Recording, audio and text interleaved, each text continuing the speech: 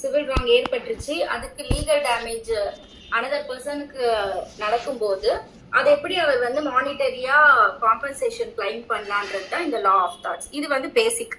இதுல வந்து நம்ம ஏற்கனவே பார்த்தது ஜெனரல் டிஃபென்சஸ் எல்லாமே பார்த்துட்டோம். இதுல அடுத்து வைக்காரஸ் லயபிலிட்டி. இதுல எப்படி வந்து ஒரு நபர் அந்த சிவில் ராங் செய்யும் பொழுது அதுக்கு பொறுப்பாளியா ஆக முடியும். As a general rule, a person is liable for his own acts and not for the acts done by others. இப்போ ஒரு நபர் ஏன்ற நபர் தவறு செய்யறாருன்னா அவர் வந்து அவருக்கு உண்டான லைபிலிட்டிய வந்து அவர் ஏத்துக்க முடியும். அவர் செய்யற செயலுக்கு அவர் பொறுப்பாக முடியும். இப்ப இன்னொருத்தர் செய்யற செயலுக்கு அவர் எப்படி பொறுப்பாக முடியும் அப்படின்ற கான்செப்ட் தான் இந்த வைகாரியஸ் லைபிலிட்டி.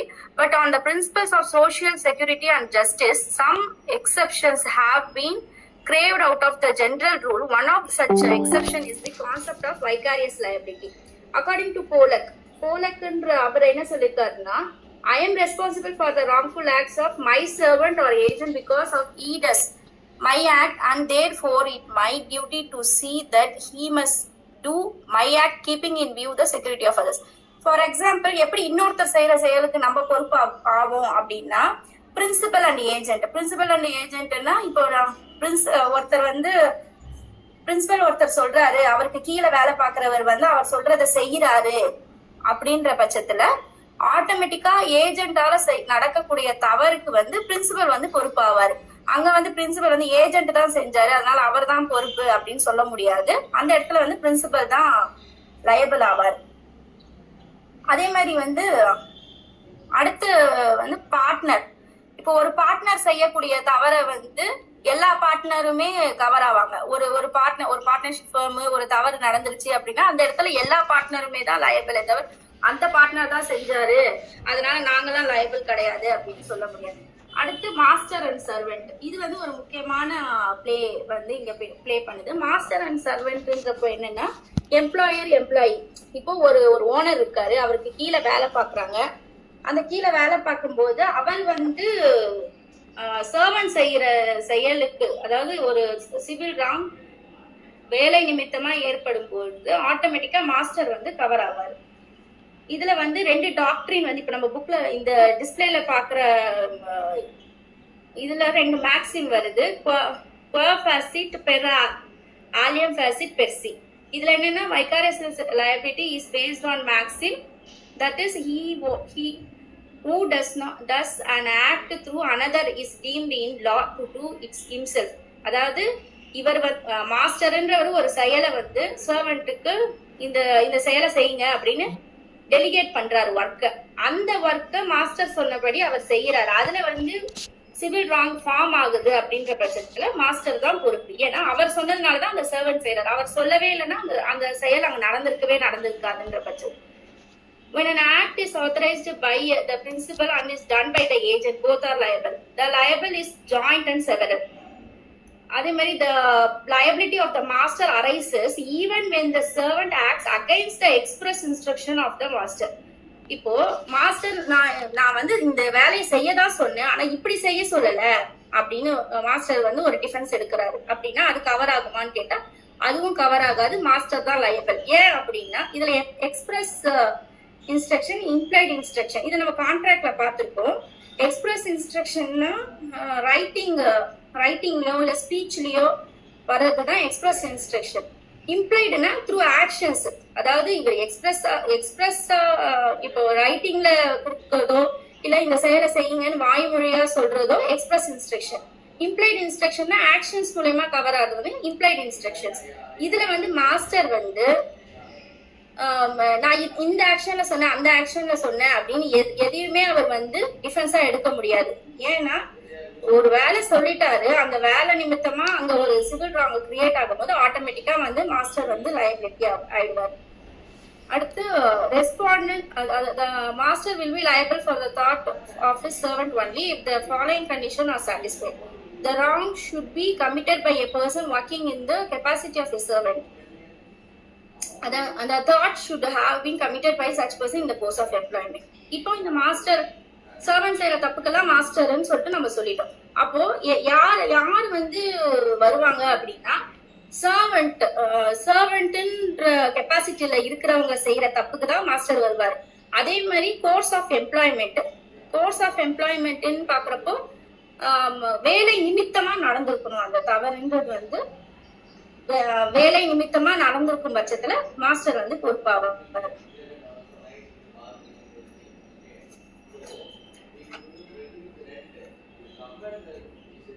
இதுல வந்து நம்ம கேஸ் லாஸ் பார்ப்போம். அதாவது லாய்ட் வர்சஸ் கிரேஸ்ன்னு சொல்லிட்டு இந்த இந்த மாஸ்டர் வர்சஸ், அதாவது இந்த கேஸை வந்து நான் வேற புக்ல இருந்து எடுத்திருக்கேன் ஃபார் உங்களுக்கு எக்ஸ்பிளைன் பண்ணணும் வித் எக்ஸாம்பிள்ஸ்க்காகன்ட்டு. ஒரு அட்வொகேட் ஃபார்ம் இல்ல ஒரு சொலிசிட்டர் ஃபார்ம் இருக்கு. அந்த ஃபார்ம்ல வந்து இருக்கிற கிளர்க்கு வந்து என்ன பண்றாரு, அவங்க கிட்ட வர கிளைண்ட், லேடி கிளைண்ட் வந்து இப்போ அட்வொகேட் ப்ராப்பர்ட்டியோட டீடைல்ஸ் கேட்கறாங்கன்னு சொல்லிட்டு அந்த ப்ராப்பர்ட்டியோட டீடைல்ஸ் அவங்க கிட்ட கொடுக்குறாங்க. அந்த ப்ராப்பர்ட்டியோட டீடைல்ஸை வந்து இவர் மிஸ்அப்ராப்ரேட் பண்ணி, கிளர்க்கு மிஸ்அப்ராப்ரேட் பண்ணி டிரான்ஸ்ஃபர் பண்ணிடுறாரு. இப்போ இந்த செயலுக்கு அட்வொகேட் ஃபார்ம் வந்து லயபிள் ஆகுமா அப்படின்னு இந்த கேஸ்ல வந்து இங்கிலாந்து கேஸ்ல அப்ப லயபிள் ஆகுமா அப்படின்னு கேட்கும்போது இதுல லயபிள்னு சொல்றாங்க. ஏன் அப்படின்னா அவர் அங்க யூஸ் பண்ற டேர்ம் என்னன்னா, நான் வந்து கேஸுக்காக தான் யூஸ் பண்றேன் அப்படின்னு சொல்லிட்டு பொய்யான தகவலை சொல்லி அந்த அந்த கிளைண்ட் கிட்ட இருந்து பேப்பர்ஸை வாங்கி அவர் மிஸ்அப்ராப்ரேட் பண்றாரு. இந்த செயலுக்கு வந்து அந்த சொலிசிட்டர் ஃபார்ம் தான் வந்து பொறுப்புன்னு சொல்லிட்டு லாய்ட் வர்சஸ் கிரேஸ்ன்ற கேஸ்ல தீர்ப்பாகுது. அதுக்கப்புறம் வந்து SBI பேங்க் வர்சஸ் ஷியாமாதேவி, இந்த கேஸ் வந்து இந்தியன் கேஸ்ல. இதுல வந்து சுப்ரீம் கோர்ட் என்ன பண்ணுது, ஒரு பேங்க் எம்ப்ளாயி வந்து என்ன பண்றாரு, அவங்க ஃப்ரெண்ட் வந்து இவரை நம்பி இந்த செக்கை கொண்டு வந்து பேங்க்ல போட்டுடு அப்படின்னு சொல்லிட்டு சொல்றாங்க. ஆனா இவர் என்ன பண்றாரு, அந்த செக்கை வந்து இவரோட அக்கௌண்ட்டுக்கு டிரான்ஸ்ஃபர் பண்ணிக்கிறாரு. அப்போ இங்க பேங்க் லயபிள் ஆவாங்களா அப்படின்னு கேட்டீங்கன்னா பேங்க் லயபிள் ஆகாது. ஏன் லயபிள் ஆகாது அப்படின்னா, பேங்க் என்னைக்குமே வந்து நீங்க வந்து பர்சனலா செக்ஸ் வாங்கிக்கலாம்னு சொல்லல. செக்ஸை வந்து நீங்க டிராப் பண்ணணும், கன்சல்ட் ஆபீஸ் கிட்ட கொடுக்கணும் அப்படின்னு தான் சொல்லியிருக்கே தவிர. சோ இங்க வந்து என்ன வருதுன்னா, principal will not be liable, அதாவது SBI bank will not be liable. அது தனியா வந்து இவங்களை ஃபோர்ஜரி பண்ணதுக்கு அந்த கேஸ்ல தான் அது கிளைம் ஆகும்னு சொல்லிட்டு சொல்லிடுறாங்க. சோ இங்க பிரின்சிபல் ஏஜென்ட், அதாவது ஒருத்தர் செய்யற தவிர்த்து இன்னொருத்தர் எப்படி பொறுப்பாவாங்கன்ற கான்செப்ட்ல இந்த பிரின்சிபல் ஏஜென்ட்ல இந்த கேஸ்ல அப்படி வராதுன்னு சொல்லிடுறாங்க. அதே மாதிரி அடுத்து மாஸ்டர் அண்ட் சர்வெண்ட்ல வந்து இப்போ ஒரு எல்லா வேலையும் வந்து கண்டிப்பா கீழே எம்ப்ளாயிஸ் வச்சிருப்பாங்க. அப்ப அந்த எம்ப்ளாயிஸ் கிட்ட ஒரு வேலை சொல்லுவாங்க. இது எப்படியெல்லாம் வந்து கவர் ஆகும் ஆகாது அப்படின்ட்டு சர்டன் எக்ஸாம்பிள்ஸ் வச்சு நம்ம பார்ப்போம். மாஸ்டர் வந்து அவரோட செயலுக்கு மட்டும் இல்ல, அவருக்கு கீழே வேலை பார்க்கறவங்களோட செயலுக்கும் அவர் தான் பொறுப்பாவாரு.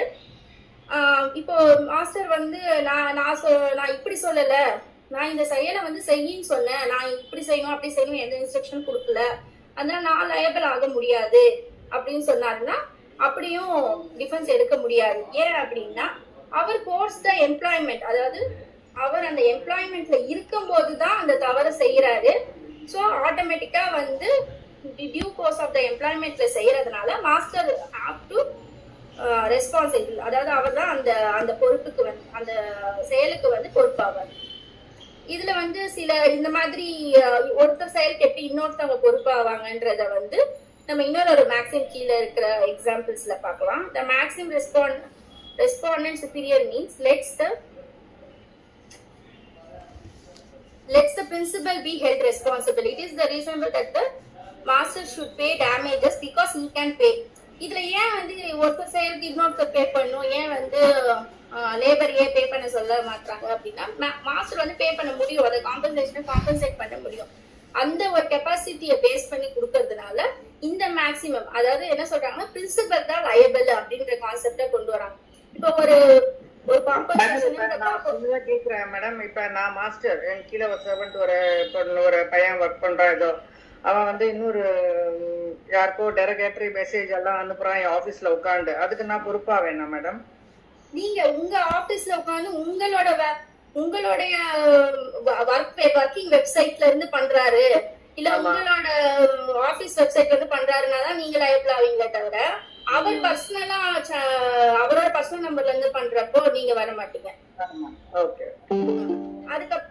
அதுக்கப்புறம் வந்து இதுல அதனால மாஸ்டர் கேன் ஷுட் பே அப்படின்னு சொல்றோம். This maximum is based on the fact of master being superior can pay without any financial stringency and as such he should be held liable for the thought committed by the servant during the course of employment. Vicarious liability may arise when the doer of the act and the person sought to be held liable thereof for related each other. இப்போ இந்த மாதிரி master principal agent partner இதெல்லாம் பார்த்தோம் இல்லையா, அதுக்கு certain இந்த terms எல்லாம் வரும் அப்படின்னு.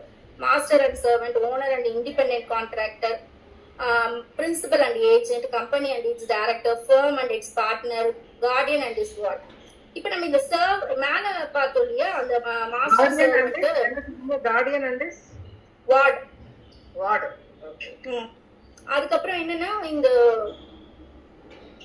மேல பார்த்தோம் இல்லையா சர்வெண்ட், அப்புறம் கோர்ஸ் ஆஃப் எம்ப்ளாய்மெண்ட். இப்போ மாஸ்டர் எப்படி இந்த லயபிலிட்டி கவர் ஆகுதுன்றப்போ அப்போ ரெண்டு எலமெண்ட்ஸ் நம்ம பார்த்தோம், சர்வெண்ட் அப்புறம் கோர்ஸ் ஆஃப் எம்ப்ளாய்மெண்ட். அதுதான் நான் உங்களுக்கு மேலேயே எக்ஸ்பிளைன் பண்ணேன். ஹூ இஸ் சர்வெண்ட் அப்படின்னு சொல்லிட்டு இன்னும் அதோட மெயின் இன்கிரீடியன்ட்டை பார்க்க போனோம்னா யாரு to hold a person liable for the act of another that later comes within the meaning of the word servant. அதாவது ஒரு நபரை வந்து இன்னொருத்தர் கண்ட்ரோல் பண்றாங்க, கண்ட்ரோலுக்கு உள்ள இருக்கிற நபரை வந்து நம்ம சர்வெண்ட்னு சொல்றோம். Thus it is important to answer the question, who is the servant? Servant is the person who is employed by his master to do some work under him and under his direction and under his control. அதாவது அவரோட direction படி அவரோட கண்ட்ரோல்ல இருக்கிற ஆள் செய்யும் பட்சத்துல master சர்வெண்ட்ன்ற கேட்டகரியில அவங்க வருவாங்க அப்படின்னு சொல்றாங்க. The power of the master to select his servant, the power to pay wages and other remuneration, master's right to control the method of doing the work by the servant, master's right to suspend and dismiss his servant. அதாவது என்ன மாதிரி இப்ப ஏக்கும் பியும் இவர் master இவர் servant நம்ம எதன் அடிப்படையில டிசைட் பண்றோம் அப்படின்னா, மாஸ்டருக்கு என்ன பவர் இருக்கும், நான் வந்து பிஏ சர்வெண்டா வச்சுக்காமலே இருக்கலாம், அந்த மாதிரி செலக்ட் பண்ற கெப்பாசிட்டி இருக்கணும் மாஸ்டருக்கு. அப்புறம் வேஜஸ் பே பண்ணணும், அப்புறம் அதர் ரெனிமரேஷன் பண்றவர் தான் மாஸ்டர். அதே மாதிரி மாஸ்டர்ஸ் ரைட்ஸ் டு கண்ட்ரோல் இந்த method of doing the work by the servant. அதாவது சர்வெண்ட் அவர் இஷ்டத்துக்கு வேலை பார்க்கறாரு, இவர் இஷ்டத்துக்கு வேலை பார்ப்பாரு, அப்ப மாஸ்டர் சர்வெண்ட் வராது. மாஸ்டர் சொல்ற வேலைய கீழ்ப்படிஞ்சு கேட்டு வேலை செய்யற சர்வெண்ட்டை தான் அந்த கெப்பாசிட்டியில இருக்கவங்க, அதாவது மாஸ்டர் கிட்ட கண்ட்ரோல் இருக்குன்ற கெப்பாசிட்டியில இருக்கவங்கள தான் நம்ம வந்து மாஸ்டர் சர்வெண்ட்னு சொல்றோம். அதுக்கப்புறம் masters right to suspend R dismiss is servant. இப்ப இந்த நபர் பின்ற நபர் ஏதோ ஒரு தப்பு செய்யறாரு, அப்ப ஏன்ற மாஸ்டர் வந்து டிஸ்மிஸும் பண்ணலாம், வேலையை விட்டு எடுக்கலான்ற கெப்பாசிட்டியில இருக்கிறது தான் master servant. Out of these testers, the test of control is the most important test to determine relationship master and servant. For other elements are found in the contract of service also. இப்போ நம்ம இன்னொன்னு என்ன பாக்குறோம்னா, டைரக்டா physical work மட்டும் இல்ல, service render பண்றதையும் நம்ம வந்து master and சர்வெண்ட்குள்ளதான் கொண்டு வரணும். சில அதுல என்னென்ன இருக்கு அப்படின்னு அடுத்த ஹெட்லைன்ஸ். அதுல என்னன்னா servant not under masters control. சில கேசஸ் இருக்கு, இப்ப நம்ம மேல சொன்னோம் இல்லையா மாஸ்டரோட கண்ட்ரோல்ல இருக்கணும் அப்படின்ட்டு. அப்போ சில ஒர்க் வந்து மாஸ்டரோட கண்ட்ரோல்ல இருக்காது. Cases where master does not or cannot control the acts of his servant, he cannot be held liable to the vicarious servant for the acts of such a servant. Under the current trend in the thought of law, the hire and fire rule is applicable in many cases. According to this, if one employees another and pays him salaries or other remuneration and has power to dismiss him, one is liable for the act of one's employees. அதாவது என்ன சொல்றாங்கன்னா, இதுல என்ன மாதிரி இது cover ஆகும் அப்படின்னா, இப்ப நான் ஒருத்தர் ஹையர் பண்றாங்க, ஃபயர் பண்ற கெப்பாசிட்டி, இந்த ரெண்டு ஹையரும் பண்றேன் ஃபயரும் பண்றேன், நான் கண்ட்ரோல் இல்ல அப்படின்னு இருந்தா கூடமே இவங்கதான் லயபிள் அப்படின்ற, அதாவது வைகாரியஸ் லயபிலிட்டின்றது வந்து லயபிலிட்டிய கொஞ்சம் எக்ஸ்பேண்ட் பண்ணி கவரேஜ், அதாவது இந்த மாஸ்டர் உள்ள லயபிள் கொண்டு வர்றதுதான். அதுல வந்து இந்த servant not under the masters கண்ட்ரோல்னா கூட சேலரி கொடுக்குற கெப்பாசிட்டியில இருக்கும் பட்சத்துல இவர் வந்து ஆட்டோமேட்டிக்கா கவர் ஆவாரு அப்படின்னு சொல்றாங்க.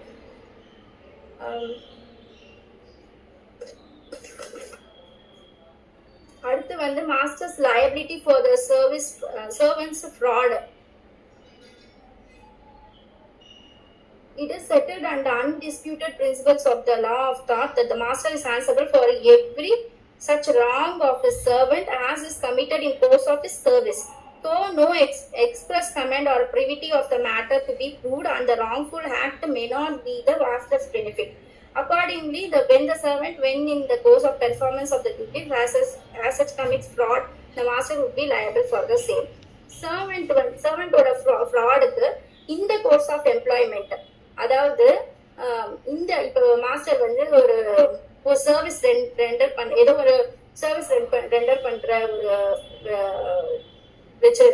சென்டர் வச்சிருக்காரு. அந்த சென்டருக்கு கீழே அந்த சர்வீஸ் ப்ரொவைடர்ஸ்க்காக கிளைண்ட்ஸ் வராங்க. இவர் வந்து ஈவன் ஃப்ராட் பண்றாரு, மாஸ்டருக்கு அந்த பெனிஃபிட் போலனாலும், ஆனா மாஸ்டரோட பேரை யூஸ் பண்ணி ஃப்ராட் பண்றதுனால, அது அந்த கம்பெனியோட பேரை யூஸ் பண்ணி ஃப்ராட் பண்றதுனால ஆட்டோமேட்டிக்கா கிளைண்ட்டுக்கு சஃபர் ஆகுற லாஸ்க்கு மாஸ்டர் வந்து கவரேஜ் ஆவாரு. அதாவது master liable to pay compensation. அதுதான் வந்து masters liability for servants fraud. அடுத்து வந்து masters liability for the servants mistake. A servant has the master's implied authority to protect the property of the master, and if the servant in discharge of such duty mistakenly causes losses or injuries to the third person, the master is liable for the mistakes or receivers or erroneous use of the authority using the loss of such third party. இதுல என்னன்னா, இப்போ வந்து servant வந்து master சொல்ற வேலையை பாக்குறாரு. அப்ப மிஸ்டேக்கா ஏதோ ஒரு தவறு நடந்து வந்த கிளைண்ட்டுக்கோ இல்ல தேர்ட் பார்ட்டிக்கோ பாதிப்பு ஏற்பட்டுருச்சு. அப்பயும் வந்து மாஸ்டர் தான் லயபிலிட்டி. ஏன் அப்படின்னா, ஒரு செயல் ஒரு செயல் நடக்குது, அந்த செயல்ல ஏற்படும் தவறுகளுக்கும் மாஸ்டர் தான் பொறுப்பு. இதுக்கு வந்து நம்ம இந்த ஹாஸ்பிட்டல் கேசஸ் பார்க்கலாம். என்னன்னா, ஹாஸ்பிட்டல் அத்தாரிட்டிஸ் வந்து liable for the professional negligence. இப்போ ஏதாவது ரேடியோகிராஃபர்ஸ் எடுக்கும் போதோ, இல்ல resident house surgeons, assistant medical officers, nurses, part time anaesthesias, இவங்கெல்லாம் பண்ற தப்புக்கு கூட அந்த சர்வீஸ் வந்து அதுல ஏதாவது ஒரு சின்ன மிஸ்டேக் நடந்தாலும் மாஸ்டர் தான் லயபிள். இப்போ இந்த ஹாஸ்பிட்டல்ல இந்த அங்கங்க ஒரு எல்லாமே வந்து மாஸ்டர் பார்த்துட்டு இருக்க முடியாது. அப்ப இவங்க இந்த சர்வீஸ் பண்ணும்போது அதுல ஏதாவது சின்ன மிஸ்டேக் ஏற்பட்டாலுமே அதுக்கு வந்து மாஸ்டர் தான் லயபிள். அடுத்து masters liability for servants private acts. An act of the servant unconnected with his master work in his private work and is being outside the course of servant's employment, the master will not be liable for such acts of the servant. இப்போ நீங்க கேட்டீங்கல்ல, அந்த போன்ல chat பண்றாங்க, எனக்கு என் ஆபீஸ்ல உட்காந்து இவங்க வேற ஏதோ இல்லீகலா பண்றாங்கன்னா அப்ப நான் லயபிளா அப்படின்னு கேட்டீங்கன்னா அதுக்கு லயபிள் கிடையாது. அதாவது மாஸ்டர் சொல்ற ஒர்க்கை செய்யும் போது ஏற்படும் தவறோ ஃப்ராடோ அந்த அதாவது இவரோட நேம் யூஸ் பண்ணி நடக்கிறதா மட்டும்தான். ஆமா.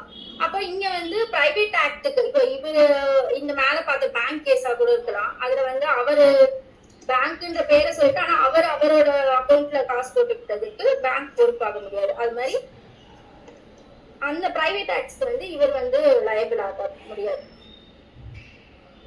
அடுத்து vicarious liability of the state. இப்போ நம்ம மாஸ்டர் சர்வெண்ட் இதெல்லாம் பார்த்துட்டோம். இதெல்லாம் ரெண்டு நபருக்கு இடைப்பட்ட டேர்ம்ஸ் அண்ட் கண்டிஷன்ஸ்ல பார்த்துட்டோம். ஆனா இப்போ ஏன்ற நபர் இது வந்து ஸ்டேட்டுக்கு அகைன்ஸ்டா இவர் இந்த தாட்ஸ் லா ஆஃப் தாட்ஸை வந்து, அதாவது இந்த சிவில் ராங்க்கு தேவையான சிவில் ராங் ஏற்பட்டுருச்சு, இந்த லீகல் டேமேஜ் ஃபார்ம் ஆயிடுச்சு. அப்ப ஸ்டேட்டுக்கு அகைன்ஸ்டா நம்ம வந்து கேட்க முடியுமா? ஸ்டேட்டுக்கு அகைன்ஸ்டா கேட்க முடியுமானா ஏற்கனவே நம்ம முன்னாடி பார்த்ததுல கேட்க முடியும்னு சொல்லியிருக்கோம். ஆனா இப்போ என்னன்னா வைகாரியஸ் லயபிலிட்டி. இப்போ ஸ்டேட்டோட இப்போ இந்தியா இருக்கு, இல்ல ஸ்டேட்ஸ் இருக்கு, அதுக்கப்புறம் அதுக்கு கீழே பாத்தீங்கன்னா நிறைய கவர்மெண்ட் ஆர்கனைசேஷன்ஸ் இருக்கு. அப்ப அந்த கவர்மெண்ட் ஆர்கனைசேஷன் கீழே வேலை பார்க்குற ஸ்டாஃப் செய்யற தவறுக்கு கவர்மெண்ட் பொறுப்பேற்க முடியுமா அப்படின்றத vicarious liability of the state. இப்ப இதுல at the common law only a legal person can sue or be sued in the court of law. The question of suability of the state therefore begs the question whether the state is juristic person or a legal entity. There is a little controversy among us the different system of law, that is a corporation of the legal system. First வந்து இதுல நம்ம மேல first இதுல இங்கிலாந்து லால வந்து first எல்லாம் இந்த law of தாட்ஸை நம்ம இங்கிலாந்து லால இருந்து தான் டிரைவ் பண்ணுவோம். அப்போ இங்கிலாந்து லால வந்து யூஸ்வலா ஒரு கிங்குக்கு அகைன்ஸ்டா வந்து நம்ம கிளைம் பண்ண முடியாது. அதுக்கப்புறம் வந்து கோர்ட் ஆஃப் ப்ரொசீடிங்ஸ்ன்னு சொல்லிட்டு ஒன்று வந்த அப்புறம் கோர்ட் ஆஃப் ப்ரொசீடிங்ஸ் ஆக்ட்னு ஒன்று ஃபார்ம் ஆன அப்புறம் தான் இங்கிலாந்துலாலேயே வந்து என்ன பண்ணுறோம்னா, இங்கிலாந்துலாலே என்ன வருதுன்னா கிங்கு கிங்கு மேலேயும் நம்ம வந்து இந்த லயபிலிட்டின்றத கேட்கலாம். அவரும் பொறுப்பாளி தான், நார்மல் யூஷுவல் பர்சன் மாதிரி, பிரைவேட் பர்சன் மாதிரி அப்படின்றது அங்க ஃபார்ம் ஆகும். அப்போ இந்த லா ஆஃப் தாட்ஸ் தான் இப்ப இந்தியால வருது. அப்ப இந்தியால என்னென்ன மாற்றங்கள் வருது அப்படின்றத கொஞ்சம் இந்த ஹிஸ்டரிய டர்ன் பேக் பண்ணி தான் நம்ம பார்க்கணும். Under the English law, the policy was that king can do no wrong. It was an ancient and fundamental principle of the English constitution. This maxim means that first, whatever is exceptional in the conduct of public affairs is not to be imputed to king, nor he is answerable for its personal office people. For this doctrine would totally destroy the constitutional independence of the crown.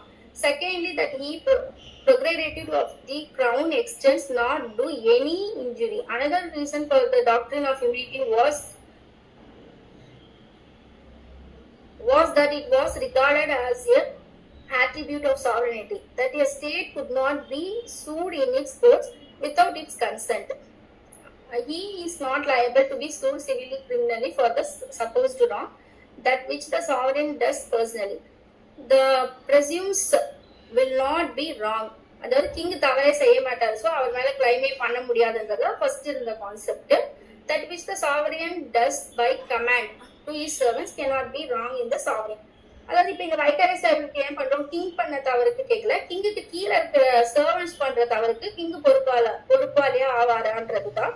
So அவரும் கிடையாது, அவங்க சர்வன்ஸ் பண்றதுக்கும் பொறுப்பாளி ஆக முடியாது சொல்லிடுறாங்க. Because if the commendable is unlawful, it is in law no command, and the servant is responsible for the unlawful act, the same as if there had been no command. The result was that whereas an ordinary master was liable vicariously for the wrong done by his servant, the government was not liable for the thought committed by its servant. It came to be realized in due course of the time that the rule had become outmoded, and the concept of the modern development, the increased activities of the crown have now made it the largest employer of the men and the largest occupier of the property. Thus, the rule of immunity of the crown became incompatibility with the demands of the justice. இப்போ இவ்வளவு நாள் என்ன defence எடுத்துட்டு இருந்தாங்கன்னா, நாங்க ground நாங்க வந்து தப்பு பண்ண மாட்டோம், ஸோ எங்க சர்வன்ட்டும் லைபிள் கிடையாது, நாங்களும் லைபிள். ஆனா இப்ப இந்த மாடர்ன் வேர்ல்டு ஃபார்ம் ஆனப்போ இந்த கிரவுன் இந்த டிஃபென்ஸ் இந்த இம்யூனிட்டிக்குள்ள இவங்க இருக்க முடியாது அப்படின்ற கான்செப்டுக்குள்ள வந்துட்டு இவங்களும் லயபிள் தான் அப்படின்ற எவல்யூஷனுக்குள்ள வராங்க. To overcome the shortcomings of the prevailing law and to ensure justice, the position was accordingly changed by the British Parliament during enacting the Crown Proceeding Act 1947. The Act makes the Crown in principle liable for thoughts to the same extent as a private person. மாதிரியே இவங்களும் liable தான் அப்படின்னு கொண்டு வர act தான் Crown Proceeding Act. அந்த act வந்தப்பறம் தான் இங்கிலாந்துல இது ஃபார்ம் ஆகும். அதே மாதிரி இந்தியானா அந்த மாதிரி ஆக்ட் எல்லாம் கிடையாது. ஏன்னா நம்ம ஏற்கனவே லா ஆஃப் தாட்ஸ் வந்து இங்கிலாந்துல இருந்து தான், அங்க என்ன ரூல்ஸ் இருக்கோ அதை அப்படியே தான் இங்க ஃபாலோ பண்ணிக்கிட்டு இருக்கோம். அப்ப இந்தியால என்ன வருது அப்படின்னா, ஆர்டிகல் 300 ஆஃப் த கான்ஸ்டிடியூஷன், அது அப்படியே மேல கொஞ்சம் அந்த பேஜ் இல்ல அடுத்த பேஜ், எவல்யூஷன் இன் இந்தியா. தெரியுது மேடம், எவல்யூஷன் இந்தியன் லா. இப்போ மேல அந்த 3 பாயிண்ட்ஸ் எவல்யூஷன் ஆஃப் இந்தியா முன்னாடி இருக்கிற 3 பாயிண்ட்ஸ் என்னன்னா, in respect of thought committed by its servants and agent, in respect of any breach of those duties which a person owes to his servants or agents at common law by reason of being the employer, and breach of duties attacking the common law. இதுவுமே வந்து English லால தான். அதாவது என்னென்ன சொல்றாங்க, அங்க servant agent அந்த மாதிரி இருக்கிற கெப்பாசிட்டில அப்புறம் காமன் லாவை அஃபெக்ட் பண்ற மாதிரி பிரீச் ஆஃப் டியூட்டிஸ் ஃபார்ம் ஆயிருக்கு, இல்ல டேமேஜஸ் கிரியேட் ஆயிருக்கு அப்படின்னா கிரவுன் லயபிள்ன்றதை இங்கிலீஷ் லால பார்த்துட்டோம். இப்ப அடுத்து evolution in Indian law. In order to better appreciation the origin of the state liability for thought in India, or to know the present position as regards the liability of the state for Thoughtless Act, it is imperative to glance the history behind the same. First இப்போ இதுல இந்தியாவில் எப்படின்னா first east India company தான் 1600ல வராங்க. அதுக்கப்புறம் வந்து main அதாவது main England எப்போ வந்து நம்மள இந்தியான்ற டெரிட்டோரியல வந்து எப்போ வந்து சொல்றது ஆக்குபை பண்றாங்க, அதாவது ரியல் பொசிஷன் எப்ப எடுக்கிறாங்க அப்படின்னா 1833ல தான் எடுக்கிறாங்க. அது வரைக்கும் கம்பெனி தான் வந்து நம்மள ரூல் பண்ணிக்கிட்டு இருக்கு. அந்த அப்போ அதுல நடக்கிற ட்ரேட் அண்ட் அது வரைக்கும் வந்து எந்த இதுவும் இல்லை. அப்புறம் இந்த கிரவுன் வந்த அப்புறம் தான் வந்து என்ன ஆகுதுன்னா, அதுக்கு முன்னாடி வந்து கம்பெனி பண்ற இதுக்கு வந்து கம்பெனி லயபிள் கொண்டு வந்தாங்க. இதுக்கப்புறம் தான் இப்ப ஸ்டேட்னு ஒண்ணு வந்து உள்ள வருது 1833ல தான். So the East India Company came into existence under the charter of Queen Elizabeth of the year 1600. It started merely as a trading concern with a monopoly to carry on trade. வெறும் ட்ரேடுன்ற பேர்ல இங்க வெறும் ட்ரேடுக்காக மட்டும்தான் வராங்க. So 1833 வரைக்குமே தாட்ஸ்ல எதுவும் பெருசா இந்தியால வந்து கிடையாது. அந்த தாட்ஸை நம்ம கிளைம் எல்லாம் பண்ண முடியாது. அப்படி லா ஆஃப் தாட்ஸ் எல்லாம் இங்க ஃபார்ம் ஆகல. It started merely as a trading concern with a monopoly to trade within geographical limits. Under various subsequent chapters, it acquired certain jurisdictional and legislative functions. The sovereignty of the crown in respect of the acquisition of the territories made by the East India Company was reserved in the Charter 1698. It was not, however, until 1833 that the sovereignty over the territories was directly assumed by the crown. அப்போ 1833ல இருந்தா கிரவுன்னு ஒண்ணே இங்க வருது. அதாவது கிங்கோ இப்ப நம்ம சொல்ற ஸ்டேட்டோ அதெல்லாம் எப்ப வருதுன்னா 1833ல தான் வருது. அதுக்கப்புறம் வந்து இந்தியாவில ஃபார்ம் ஆனதுனால வந்து 1935 அதாவது 1915 கவர்மெண்ட் ஆஃப் இந்தியா ஆக்ட். அந்த ஆக்ட் மூலமா என்ன வருதுன்னா இந்தியாவை வந்து நம்ம ஃபார்ம் பண்றதுக்கு அதுக்கு உண்டான இந்தியன் லாஸ் ஐபிசி அந்த மாதிரி எல்லா லாஸும் கோடிஃபைட் லாஸையும் கொண்டு வராங்க. அப்படி கொண்டு வரும்போதுதான் ஆர்டிகல் 300 ஆஃப் அவர் கான்ஸ்டிடியூஷன்ல என்ன வருதுன்னா union of India, state of India, அதாவது state governments, union of India இந்த மாதிரி எல்லாம் வந்து ஃபார்ம் ஆகுது. அந்த ஃபார்ம் ஆகும் பட்சத்துல அப்ப இங்க எப்படி வந்து தாட்ஸ் வந்து வருது அப்படின்னு அடிச்சிருப்பாங்க. However, the rule that the crown was not answerable for the thoughts committed by its servant had never been applied in India. The suitability of the state as a body corporate dates back from the days of the East India Company, which was in fact incorporated by the Royal Charter. This concept was maintained when the governance of the country was taken over by the British Crown from the company and in the Government of India 1858. It was expectedly laid down that the Government of India could sue and be sued in the name of Secretary of State in Council for India. அப்போ இந்தியாவுக்குன்னு ஒரு ஸ்டேட்ன்ற அந்த status எப்ப கொடுத்த அப்புறம் தான் வந்து அப்போ India மேல கிளைம் பண்ணணும் இல்லை இந்தியா மேல கேஸ் போடணும் அப்படின்னா secretary of state in council for India அப்படின்ற காஸ்டேட்ல போடலாம். அப்ப அவங்கதான் லயபிளுக்கு அதாவது லயபிள் ஆறாங்களோ இல்லையோ அதாவது கேஸ் போடுறதுக்கே இந்த ஒரு கெப்பாசிட்டி வந்து அப்பதான் ஃபார்ம் ஆகுது. which was to be treated as a body corporate. Section 65 of the Act, which is the parent source of the law relating to the liability of the government, provided all persons and bodies of politics shall and may have and take the same suits, remedies and proceedings. அப்போ இந்த government of India ஆக்ட்ல section 35ல தான் அதாவது government of இந்தியாவும் case போடலாம் இல்ல அந்த government of India மேலேயும் case போடலாம். அதனால இது ஒரு லீகலி என்டைட்டி அப்பதான் கிரியேட் ஆகுது. ஸோ இதுக்கு அப்புறம் தான் வந்து Article 300 of our Constitution of India, which reads the Government of India may sue and be sued by the name of Union of India, and the Government of the State may be sued or to be sued by the name of the State and may, subject to any provisions which may be made by the Act of the Parliament or Legislature of such Act enacted by the virtue of power conferred by the Constitution. Provisions which may be made by the Act of the Parliament, Legislature or of such state enacted by the virtue of power conferred by the Constitution. Sue or be sued in relation to their respective affairs in the like cases as Dominion of India and the corresponding provisions or the corresponding Indian states might have sued if the Constitution had not been enacted. This, however, is subject to any law made by the parliamentary or state legislature. இப்போ வந்து இதுக்கப்புறம் தான் இந்த article 300 மூலமா என்ன 301 மூலமா என்ன சொல்லிடுறாங்கன்னா, government of India மேல நீங்க கேஸ் போடலாம், அதே மாதிரி இவங்களும் கேஸ் ஃபார்ம் பண்ணலாம். 2 ஸ்டேட்டுக்கு உண்டான பிரச்சனையை வந்து சுப்ரீம் கோர்ட் பார்க்கும். அதே மாதிரி ஒரு ஸ்டேட் மேல இன்னொரு ஸ்டேட் கேஸ் ஃபைல் பண்ணலாம் அப்படின்ற அந்த கான்செப்ட் எல்லாம் வந்து 300 சப்கிளாஸ் 1க்குள்ள கான்ஸ்டிடியூஷன் ஆஃப் இந்தியாக்குள்ள வருது. அதுக்கப்புறம் concept of liability of the state under the law of torts. அப்போ இப்ப இவ்வளவு நேரம் வந்து ஒரு ஸ்டேட்டுனே முதல்ல இந்தியா எப்படி ஃபார்ம் ஆச்சு, அப்படி இந்த தாட்ஸ் எப்படி கவர் ஆச்சு, அதுக்கப்புறம் எந்தெந்த ப்ரொவிஷன் மூலமா நம்ம ஸ்டேட்டை வந்து லயபிலிட்டிக்குள்ள கொண்டு வரலாம், அதாவது ஸ்டேட் மேலே எப்படி நம்ம வழக்கு தொடரலாம் அப்படின்னு பார்த்தோம். அந்த கேட்டகரி கெப்பாசிட்டிக்கு எப்படி வராங்கன்னு. அடுத்து concept of liability of state under the law of torts. Vicarious liability of the state for the தாட் committed by its employees is based upon 2 types of powers.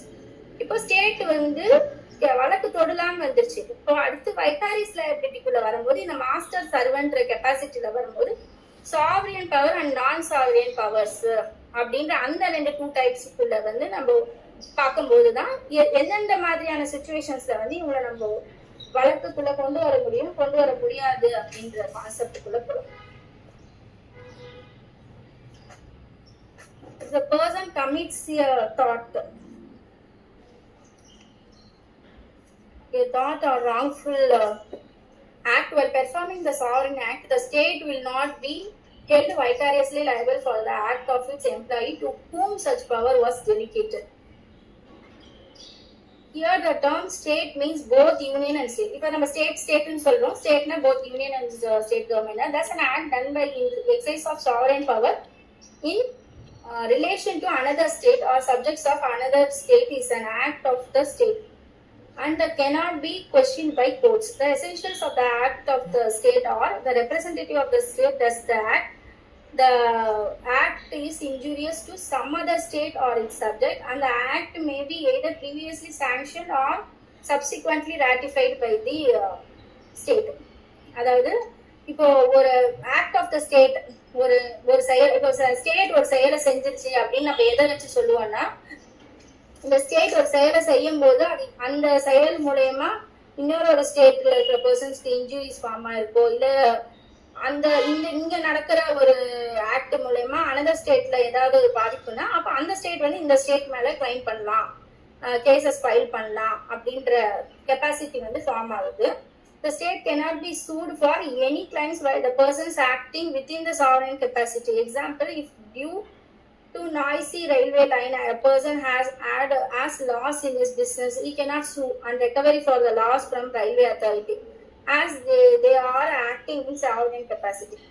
இப்போ sovereign capacity நான் sovereign capacity பார்க்கறதுக்கு முன்னாடி ஒரு சின்ன எக்ஸாம்பிள்னா, இப்போ railway line இருக்கு, அந்த ரயில்வே லைன்ல வர சவுண்டு, ட்ரெயின் போகும்போது வர சவுண்டுனால அப்ப நாங்க பாதிக்கப்படுறோம், இல்ல அதனால ஏதாவது ஒரு பாதிப்பு ஃபார்ம் ஆயிடுச்சுன்னா அப்ப நீங்க கிளைம் பண்ண முடியுமா? பண்ண முடியாது. ஏன்னா அதுக்கு சாவரின் கெப்பாசிட்டில ரன் ஆயிட்டு இருக்கு.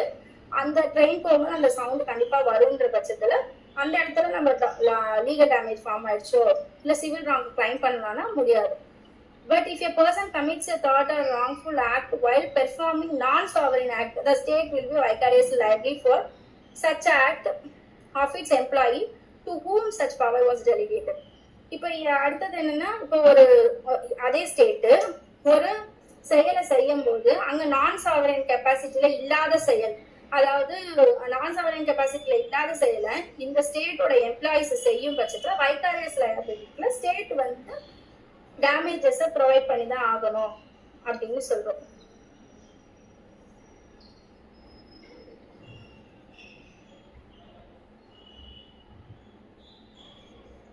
இப்போ sovereign and non sovereign power, sovereign and non-sovereign power of the state, இதுல வந்து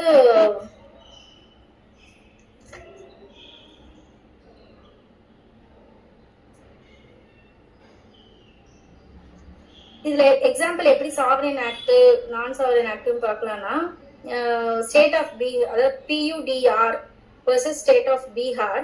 அந்த கேஸ்ல என்னன்னா இப்போ ஒரு புவர் பர்சன்ஸ் வந்து அவங்களோட லேண்ட்லெஸ் பர்சன்ஸ் வந்து அவங்களோட தேவைக்காக ஒரு போராட்டம் பண்ணிக்கிட்டு இருக்காங்க. அந்த போராட்டப்போ வந்து போலீஸ் வந்து ஃபயரிங் பண்ணிடுறாங்க. ஃபயரிங்ல 21% வந்து இறந்துடுறாங்க. அப்போ சுப்ரீம் கோர்ட் என்ன சொல்றாங்கன்னா, state has liable to pay 20,000 for every case of death and 5,000 for every injured person அப்படின்னு சொல்லிடுறாங்க. இது ஏன் அப்படின்னா, இங்க வந்து என்னன்னா சாவரின் அவங்க பீஸ்ஃபுல்லா ஒரு போராட்டம் பண்ணிட்டு இருக்கும் போது அங்க தேவையில்லாம இந்த ஸ்டேட்டோடைய பவர் டெலிகேட் பண்ண போலீஸ் பர்சன் வந்து ஷூட்டிங் பண்றதுனால இங்க இந்த டெத் அண்ட் இன்ஜூர் காஸ் ஆகுது. இப்ப இதுல வந்து நம்ம எப்படி இப்ப இங்க என்ன அஃபெக்ட் ஆகுதுன்னா, ரைட் டு லைஃப் அந்த ஆர்டிகல் 21 அஃபெக்ட் ஆகிறதுனால சிவில் ராங் ஃபார்ம் ஆகி லீகல் டேமேஜ், அவங்களோட உயிரே போயிடுச்சு, லீகல் டேமேஜ் ஃபார்ம் ஆனதுனால என்ன ஆகுது, இவங்களோட காம்பன்சேஷன் ஃபார்ம் ஆகுது. ஆட்டோமேட்டிக்கா லா ஆஃப் டார்ஸ்ல கவரேஜ் ஆகி இங்க என்னன்னா ஸ்டேட் வந்து நான் வந்து சாவரின் பவர் யூஸ் பண்றேன், அதாவது நான் என் கட்டுப்பாட்டுக்குள்ள கொண்டு வரும்போது இப்படி நடந்துருச்சு அப்படின்ற மாதிரி இங்க சாவரின் இம்யூனிட்டியை வந்து கிளைம் பண்ண முடியாது. இப்ப என்ன சொல்றோம்னா, இங்க நான் சாவரியன் இந்த கேஸ்ல இப்ப நான் சொல்ற கேஸ்லால நான் சாவரியன் பவர் வந்து நடந்திருக்கிறதுனால ஆட்டோமேட்டிக்கா வைகாரியஸ் லயபிலிட்டி மூலமா on behalf of police state have to pay compensation. அடுத்த கேஸ்ல வந்து Sebastian Hongray versus union of India. இங்க என்னன்னா two persons who had been detained by the army authorities were supposed to have met unnatural death. They could not be produced before the Supreme Court in obedience. இதுல வந்து habeas corpus writ போடுறாங்க. இந்த மாதிரி 2 person வந்து army persons வந்து கூட்டிட்டு போனாங்க, அதுக்கப்புறம் அவங்க வரவே இல்லை அப்படின்னு சொல்லிட்டு. ஆனா அந்த 2 பர்சனை தேடி பார்க்கும்போது அவங்க அன்நேச்சுரல் டெத்து காஸ் ஆகி இறந்துருக்காங்க. அப்போ இதுல என்ன ரைட், ஆட்டோமேட்டிக்கா இங்கேயும் ரைட் டு லைஃப் பாதிக்குது, லீகல் டேமேஜ் ஃபார்ம் ஆயிருக்கு. So compensation have to pay by the state அப்படின்னு சொல்லி. இதுக்கப்புறம் இதுல நீங்க ஏற்கனவே நீங்க அந்த இதுல கான்ஸ்டிடியூஷன்லயே நம்ம ஆர்டிகல் 21 ரைட் டு லைஃப்ல படிக்கும் போதே வந்து அங்க ஏற்கனவே இந்த கேஸ்ல எல்லாம் பார்த்திருப்பீங்க. Rudul Shah versus state of Bihar, Bhim Singh versus state of Jammu and Kashmir. அங்கெல்லாம் என்னன்னா ஒரு அரஸ்டட் பர்சன் வந்து அவரோட லீகல் ரைட் பாதிக்கப்படுது அப்படின்றப்போ ஆட்டோமேட்டிக்கா அந்த கேஸ்ல என்ன, அது இந்த புக்ல இல்ல, அந்த கேஸ்ல என்னன்னா நம்ம இப்போ ஒருத்தர் வந்து 14 வருஷம் வந்து தேவையே இல்லாம இன்வெஸ்டிகேஷனு அப்படின்னு சொல்லிட்டு அவரை அரெஸ்ட் பண்ணி உள்ள வைக்கிறாங்க ஜெயில. அப்போ இத்தனை வருஷம் இவர் தவறு செய்யாமலே உள்ள இருக்கிறதுனால ஆட்டோமேட்டிக்கா அவரோட ரைட் ஆஃப் லைஃப் பாதிக்குது. ஸோ மறுபடியும் அந்த இயர்ஸை கொண்டு வர முடியாது. ஸோ அங்க காம்பன்சேஷன் வந்து ஸ்டேட் தான் கொடுக்கணும் அப்படின்றது சொல்றதுனால இந்த லா ஆஃப் டார்ஸ்ல அங்க வந்து காம்பன்சேஷன் கொடுக்குறாங்க. அடுத்தது இந்த ஸ்டேட் ஆஃப் குஜராத் வர்சஸ் கோவிந்தபாய், அதுலயும் அதேதான். ஒரு ஃபயரிங், போலீஸ் வந்து ஃபயரிங் பண்ணும்போது கார்ல அடிபட்டுருது, ஆம்புடேட் ஆயிடுது. அங்கேயும் ஃபண்டமெண்டல் ரைட் ஆர்டிகல் 21 பாதிக்கிறதுனால state have to give compensation. இந்த மாதிரி வந்து இதுல ஸ்டேட்டோட கவரேஜை வந்து உள்ள வைகாரியஸ் லயபிலிட்டி மூலமா இந்த மாதிரி வேரியஸ் கேஸ் லாஸ்ல உள்ள கொண்டு வராங்க. த்ரூ ரிட் தான் எல்லாமே. அதுக்கப்புறம்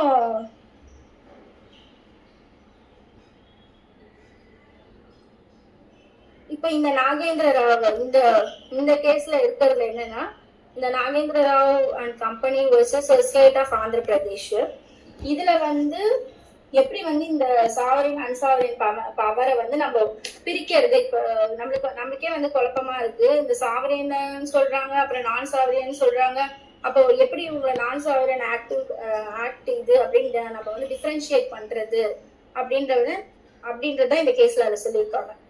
The distinction between sovereign or non-sovereign power thus does not exist. It all depends upon the nature of the power and manner of its exercise. Legislative supremacy under the Constitution arises out of constitutional provisions. The legislature is free to legislate on topics and subjects craved out for it. Similarly, the execution is free to implement administrate the law.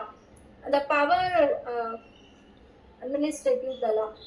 A law made by the legislature may be bad or may be ultra-violent, but it Since it is an exercise of legislative power, a person affected by it may challenge its validity, but he cannot approach the court for law for negligence in making the law. இது என்னன்னா இப்போ இப்போ இப்போ நம்ம வந்து இந்த sovereign power அன்சாவரன் பவர்ன்றது வந்து நம்ம அப்படியே ஒரு 10 எலிமெண்ட்ஸை கொடுத்து டிஃபரன்ஷியேட் பண்ண முடியாது. இது எப்படின்னா அந்த ஒரு ஒரு பவரை யூஸ் பண்ணும்போது அதனால ஏற்படும் அந்த மேனர் ஆஃப் எக்ஸசைஸ்ல நடக்கும்போது அதை பொறுத்து தான் இதை டிசைட் பண்ண முடியும். இப்போ நம்ம ஸ்டேட்ன்றது 3 வகையா பிரியுது இல்லையா? லெஜிஸ்லேச்சர் லா மேக்கிங் பண்றாங்க. அடுத்து எக்ஸிக்யூட்டிவ் பண்ணும்போது அட்மினிஸ்ட்ரேட்டிவ் அந்த லாவை வந்து இம்ப்ளிமெண்ட் பண்றாங்க. இந்த லால ஏதாவது இந்த லா வந்து அகைன்ஸ்ட் கான்ஸ்டிடியூஷன் இருக்கும் பட்சத்துல நம்ம வந்து கோர்ட்டுக்கு போறோம். அப்ப கோர்ட் வந்து இது அகைன்ஸ்ட் கான்ஸ்டிடியூஷனா இல்லையான்றத எடுத்துக்கிட்டு இந்த லாவை இம்ப்ளிமெண்ட்ல வச்சுக்கலாமா வேண்டாமான்றத கோர்ட் வந்து டிசைட் பண்ணுது. ஸோ இப்படி இருக்கும் பட்சத்துல ஒரு ஒரு லான்றது வந்து இப்போ இந்த லாவால நான் அஃபெக்ட் ஆயிட்டேன், இதுக்கு காம்பன்சேஷன் கொடுங்கன்னு கேட்க முடியாது. ஆனா இந்த லா வந்து அன்கான்ஸ்டிடியூஷனா இருக்கு அப்படின்றது, அதாவது பேட் ஆர் அல்ட்ரா வைரஸா இருக்கும் பட்சத்துல கான்ட்ரரி டு தி பேசிக் நம்மளுடைய கான்ஸ்டிடியூஷனுக்கு அகேன்ஸ்டா இருக்கும் பட்சத்துல நம்ம கேஸ் அதுக்கான கேஸை ஃபைல் பண்ணி அந்த லாவை வந்து இம்ப்ளிமெண்ட் பண்றதுல இருந்து தடுக்கலாமே தவிர இந்த லா தப்பான லா எனாக்ட் பண்ணிட்டாங்க அதனால எங்களுக்கு காம்பன்சேஷன் கொடுங்க அப்படின்ற இதுல கேட்க முடியாது அப்படின்றாங்க. But since it is an exercise of legislative power, a person affected by it may not challenge its validity, but he cannot approach a court of law for negligence in making law, nor can the government in excess of its execution is sued for its decision on political or policy matters. It is in the public interest that for the acts performed by the state, either in legislative or executive capacity, it should not be answerable in thought. That would be illogical or impracticable. It would be in conflict with even modern notions of sovereignty. இப்போ இந்த ஒரு லான்னு இருக்கு அப்படின்னா அதை base பண்ணி பண்றாங்கன்றப்போ அது சாவரேனா form ஆயிடுது. ஒரு லான்னு இருக்கிறப்போ அங்க ஒரு சர்டைன் பவர்ஸ் இருக்கு போலீஸ்க்கு, அந்த பவரை மீறி செயல்படும் பொழுது நடக்கிறதுக்கு தான் நான் சாவரியன் கெப்பாசிட்டின்னு கொண்டு போயிட்டு நம்ம டேமேஜஸ் ஃபார்ம் ஆயிடுச்சுன்னா அந்த கெப்பாசிட்டியில தான் நம்ம கிளைம் பண்ண முடியும். The court in the same case also suggested the following test. சரி, இப்படி சொல்றோமே இதை எப்படி கண்டுபிடிக்கலாம், எப்படி நம்ம இதை வரையறுக்கலாம் அப்படின்னா, one of the tests to determine if the legislative or executive function is sovereign in nature is whether the state is answerable for such actions in court of law. For instance, acts such as the defense of the country, raising the armed forces and maintaining it, making peace or war, foreign affairs, maintenance of law and order, proper administration of the country, power to acquire and retain territory, machinery for the administration of justice, etc. இதெல்லாம் என்னன்னு பார்த்தீங்கன்னா indicative of the external sovereignty or political in nature. So இதெல்லாம் வந்து நம்ம இந்த ஆஸ்பெக்ட்ல நடக்கிற டேமேஜ்க்கு வந்து நம்ம வந்து கிளைம் பண்ண முடியாது. No suit under the civil procedure will be lie in respect of it. The state is immune from being sued as the jurisdiction of the court in such matter is impliedly barred. So ஒரு country வந்து வெளிய territorial ஜூரிஸ்டிக்ஷனுக்காக சண்டை நடக்கும்போது ஒரு பீஸோ வாரோ இந்த மாதிரி நடந்துட்டு இருக்கும் போது ஏற்படும் டேமேஜுக்கெல்லாம் நம்ம கிளைம் பண்ண முடியாது, ஏன்னா அதெல்லாம் வந்து சாவரியன் ஆக்ஷன் அப்படின்னு சொல்றாங்க. ஸோ அடுத்த page, peninsular and oriental stream navigation company versus state of secretary of state for India. இப்போ இந்த கேஸ் வந்து பிஃபோர் இண்டிபெண்டன்ஸ். இதுல என்னன்னா a servant of the plaintiff company was proceeding on a highway in Calcutta, driving a carriage that was drawn by a pair of horses belonging to the plaintiff. The accident which gave rise to the action took place on the highway and it was caused by the negligence of the servants of the government who had been employed in government dockyard at Kedarpur. The said servants were carrying a piece of iron funnel and the manner in which they were carrying the said tunnel caused an injury to one of the horses that were drawing the plaintiff's carriage. It is this injury caused by the இப்ப இந்த ஹார்ஸுக்கு ஏற்பட்ட இன்ஜுரிக்கு அந்த servant liable ஆவாங்களா அப்படின்னு கேட்டீங்கன்னா, இதுல வந்து அவர் அந்த driving வேலை தான் அது. ஸோ இங்க சாவரினியும் நான் சாவரினியும் அப்பாற்பட்டு ஒரு டிரைவிங் வேலை, நார்மலான வேலை செய்யும் போதுதான் அந்த ஃபனலை சரியான டைரக்ஷன்ல கொண்டு போகாததுனால அதனால இன்ஜுரி ஏற்பட்டிருக்கிறதுனால பிளைண்டிப் கம்பெனி வந்து லயபிள் தான். இப்போ சாவரின் ஆக்ஷன் இங்க எதுவும் வரல, நார்மல் பர்சன் செய்யக்கூடிய ஆக்ஷன் தான் இருக்கு. இவர் ஒழுங்கா போயிருந்தா இந்த விபத்து ஏற்பட்டிருக்காதுன்ற பட்சத்துல இங்க இத வந்து சாவரின் இம்யூனிட்டிக்குள்ள கொண்டு வர முடியாது. So they are held liable. அடுத்தது supreme court of Calcutta held the secretary of the state in council of India would be liable for the damages occasioned by the negligence of the servant in the service of the government if the negligence is as such as would render an ordinary employer liable. அடுத்த கேஸ்ல வந்து after independence, இதுல என்னன்னா in Satyavati Devi versus union of India. இது என்ன கேஸ்னா, ஒரு air force, அதாவது இந்தியன் ஆர்ம்டு ஃபோர்ஸஸ், ஒரு ஏர்ஃபோர்ஸ் என்ன பண்றாங்க, அவங்களுக்கு ரொட்டீனா இருக்கிற hockey and basketball team play பண்றதுக்காக இப்போ ஒரு இடத்துல இருந்து இன்னொரு இடத்துக்கு டிராவல் பண்றாங்க ஆர்மி பர்சன்ஸ். அப்போ ஆட்டோமேட்டிக்கா என்ன இங்க வருது, ஒரு ஸ்டேட்டுக்கு கீழே இருக்கிற கெப்பாசிட்டியில இருக்கவங்க தான் அவங்க எல்லாருமே, டிரைவர் இன்க்ளூடிங் டிரைவர் எல்லாருமே ஆர்மி பர்சன்ஸ் தான். அப்ப அவங்க வந்து அந்த அவங்களோட ரொட்டீன் ஃபிட்டுக்காக வச்சுக்கிறதுக்கு இந்த பிளேக்கு போயிட்டு இருக்கும் போது ஒரு ஆக்சிடென்ட்டை காஸ் பண்ணிடுறாங்க. அதனால அவங்க ஹஸ்பண்ட், பிளைண்டிஃபோட ஹஸ்பண்ட் இறந்துட்டாங்கன்னு தான் அவங்க காம்பன்சேஷனுக்காக இதுக்கு ஃபைல் பண்றாங்க. இப்ப இதுல ஸ்டேட் என்ன டிஃபென்ஸ் எடுக்குதுன்னா, நீங்க army person, so sovereign power, நாங்க வந்து லயபிள் கிடையாது அப்படின்னு சொல்றாங்க. அப்போ அங்க டெல்லி ஹைகோர்ட் என்ன சொல்றாங்கன்னா, ரிஜெக்ட் பண்ணிடுறாங்க. The government that such physical exercise were necessary to keep the army in proper shape, trim, and such an act should be considered to be sovereign act. It was held that since a private individual could perform the act of carrying teams to play matches. இப்போ இது army driver தான் இந்த வேலையை செய்ய முடியும்னு கிடையாது. இது வந்து நார்மல் டிரைவர் கூட இந்த இடத்துல இருந்து அந்த இடத்துக்கு இந்த டீமை கூட்டு போக முடியும். அப்படி செய்யற கெப்பாசிட்டி இருக்கிற வேலையில கூட நெக்லிஜென்ட் ஏற்பட்டிருக்கிறதுனால ஆட்டோமேட்டிக்கா ஸ்டேட் தான் கவர் ஆவாங்க. It was and non sovereign function and as such the government was liable. அடுத்த கேஸ்ல இந்த state of Rajasthan versus Vidyavati, the Supreme Court observed as follows. In this connection, it has been remembered that under the Constitution we have established a welfare state whose functions not confined only to maintaining law and order but extend to engaging in all such activities. இப்போ கவர்மெண்ட்ன்றது வந்து வெறும் law and order maintain பண்ற வேலையை மட்டும் பார்க்கல. என்னென்ன வேலை பார்க்கறாங்கன்னா, industries, public transport, state trading, to name only a few of them. அதாவது இதுல என்னன்னா, நிறைய ஆர்கனைசேஷன் ரன் பண்ணுது கவர்மெண்ட். அதை சிலதான் இங்க சொல்ல முடியுது.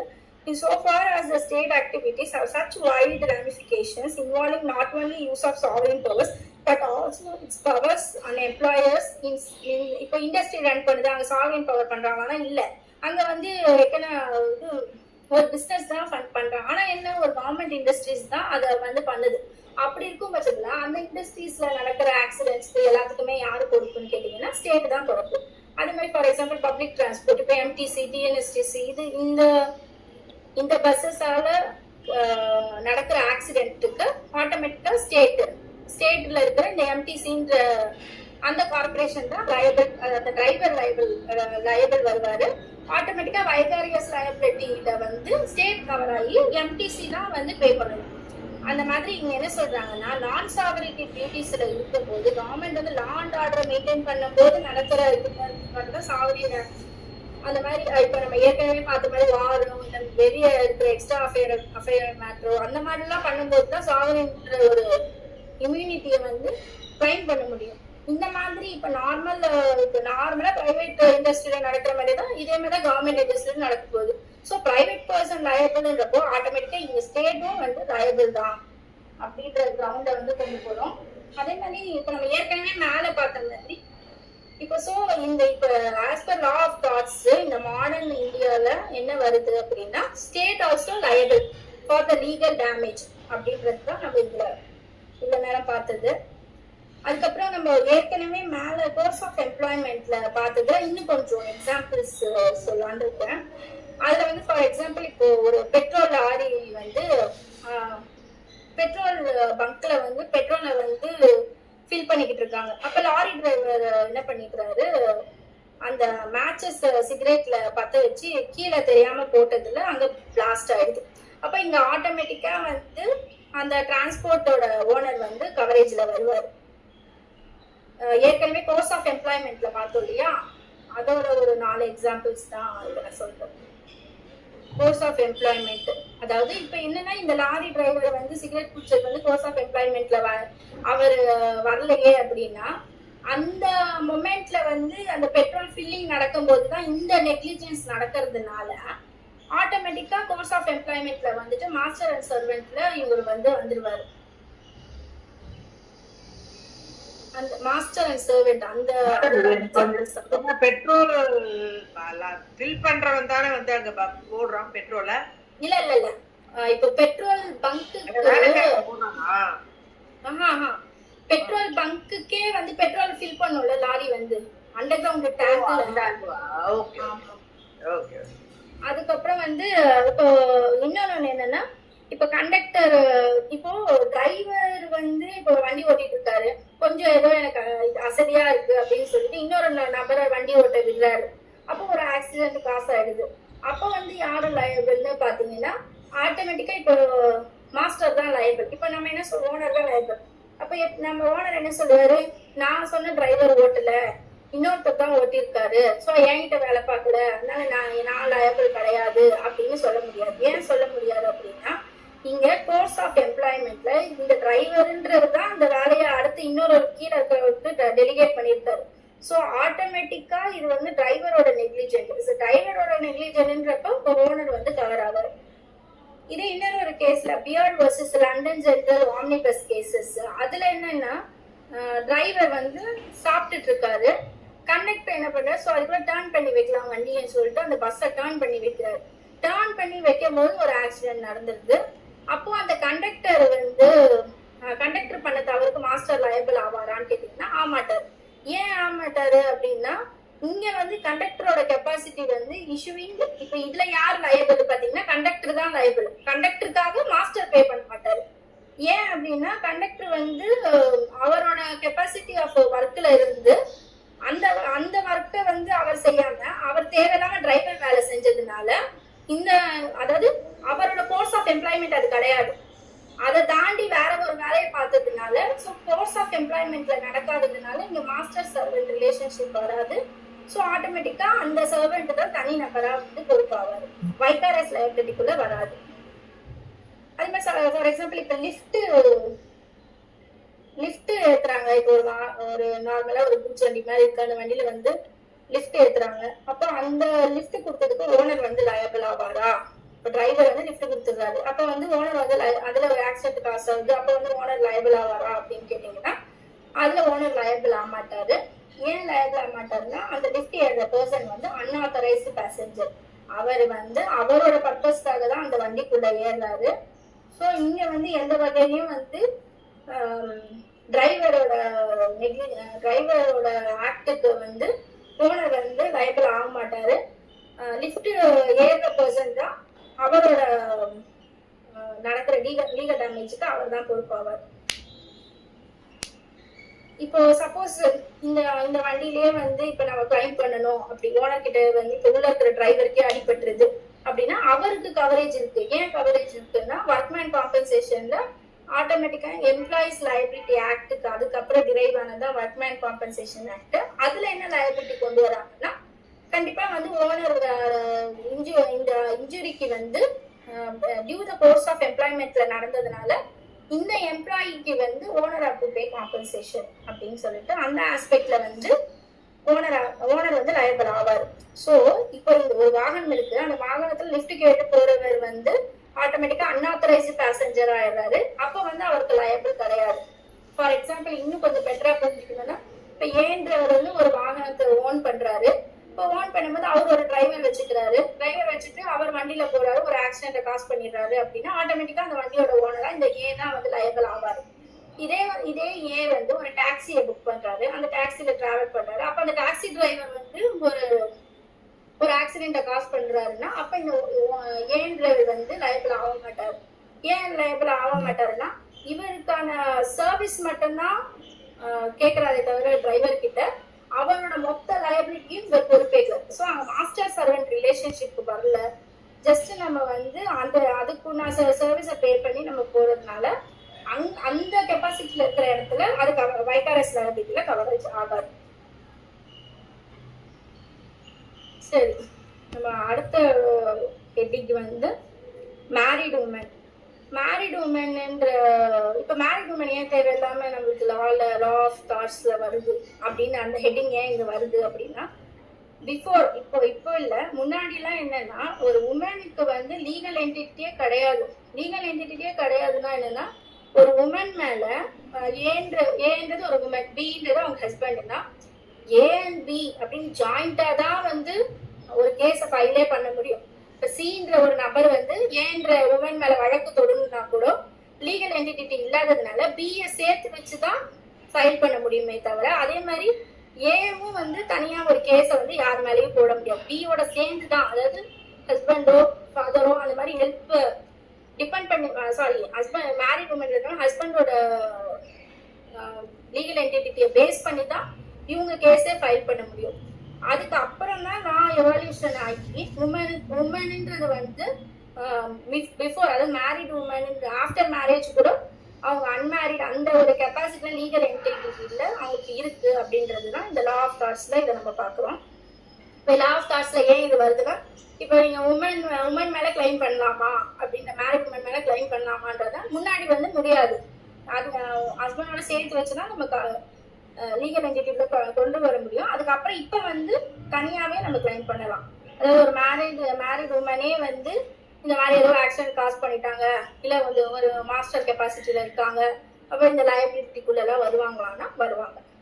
It was held that the married woman could not sue or be sued unless her husband joined with her. There was only a procedural technically that her husband had to be joined with her, as she had no procedural existence independent of him. But this technicality was also abolished by the Married Women's Property Act 1882, and now with respect to property she could be sued as a ஃபெமியூசோலி. இந்த ஃபெமியூசோலினா என்னன்னா unmarried capacity. அதாவது unmarried உமனா இருக்கும்போது என்னென்ன legal entity இருக்கோ அதுவே தான் marriage ஆனப்புறமும் இருக்கு அவங்களுக்கு. At present the law reform Married Women and Thought Teachers Act 1935 and the Law Reform Husband and Wife Act 1962 put the married women in the same position as if they were not married. In India, the notion of the legal identity between the husband and wife does apply, and therefore an action in thought by one against other is maintained. Even husband and wife kulle kuda case வந்து இப்போ வந்து file பண்ணலாம். அடுத்து இந்த law of தாட்ஸ்னாலே ரெண்டு liability ரொம்ப முக்கியமான liability, strict liability and absolute liability. இதுக்கு முன்னாடி நம்ம வைகாரஸ் லயபிலிட்டி பார்த்தோம். ஸ்ட்ரிக்ட் லயபிலிட்டினா என்னன்னா, according to the rule of strict liability, a person who for his own purpose brings on his land and collects and keeps there anything likes to do mischief if it escapes must keep in at its peril, and if he does not do so in prima facie answerable for all the damages which is the natural consequence of its escape. This is known as the rule of Rylance versus Fletcher. Rylance versus Fletcher என்ற கேஸ்ல வந்து இங்கிலாந்துல நடக்குது. அந்த கேஸ்ல படி என்னன்னா strict லயபிலிட்டின்னு ஒன்று கொண்டு வராங்க. ஸ்ட்ரிக்ட் லயபிலிட்டினா என்னன்னா, இங்க இந்தியாவை பொறுத்த வரைக்கும் நோ ஃபால்ட் லயபிலிட்டி, அங்க பொறுத்த வரைக்கும் ஸ்ட்ரிக்ட் லயபிலிட்டி. அதுல என்ன சொல்றாங்கன்னா, அதாவது ஒரு பொருள் அந்த பொருளை வந்து இந்தியா பொறுத்த வரைக்கும் என்னது லயபிலிட்டி? அது நோ ஃபால்ட் லயபிலிட்டி. அதை எக்ஸ்பிளைன் பண்றது ஃபர்ஸ்ட் நம்ம இந்த ஸ்ட்ரிக்ட் லயபிலிட்டில வந்து இந்த ஸ்ட்ரிக்ட் லயபிலிட்டி எப்படி நம்ம கிளைம் பண்ண முடியும்னா, ஏன்ற ஒருத்தரோட லேண்ட்ல இருந்து ஏதாவது ஒரு கேஸோ இல்ல ஒரு தண்ணியோ இல்ல ஏதோ ஒண்ணு வந்து அவங்க லேண்ட்ல இருந்து பீன்ற லேண்டுக்கு வந்து வந்து இங்க பீன்ற லேண்டுக்கு டேமேஜோ இல்ல அடுத்து அது எக்ஸ்டெண்ட் ஆகி எது வரைக்கும் டேமேஜ் ஏற்படுத்துதோ அந்த எல்லா டேமேஜஸ்க்கும் ஏன்னா பொறுப்பு.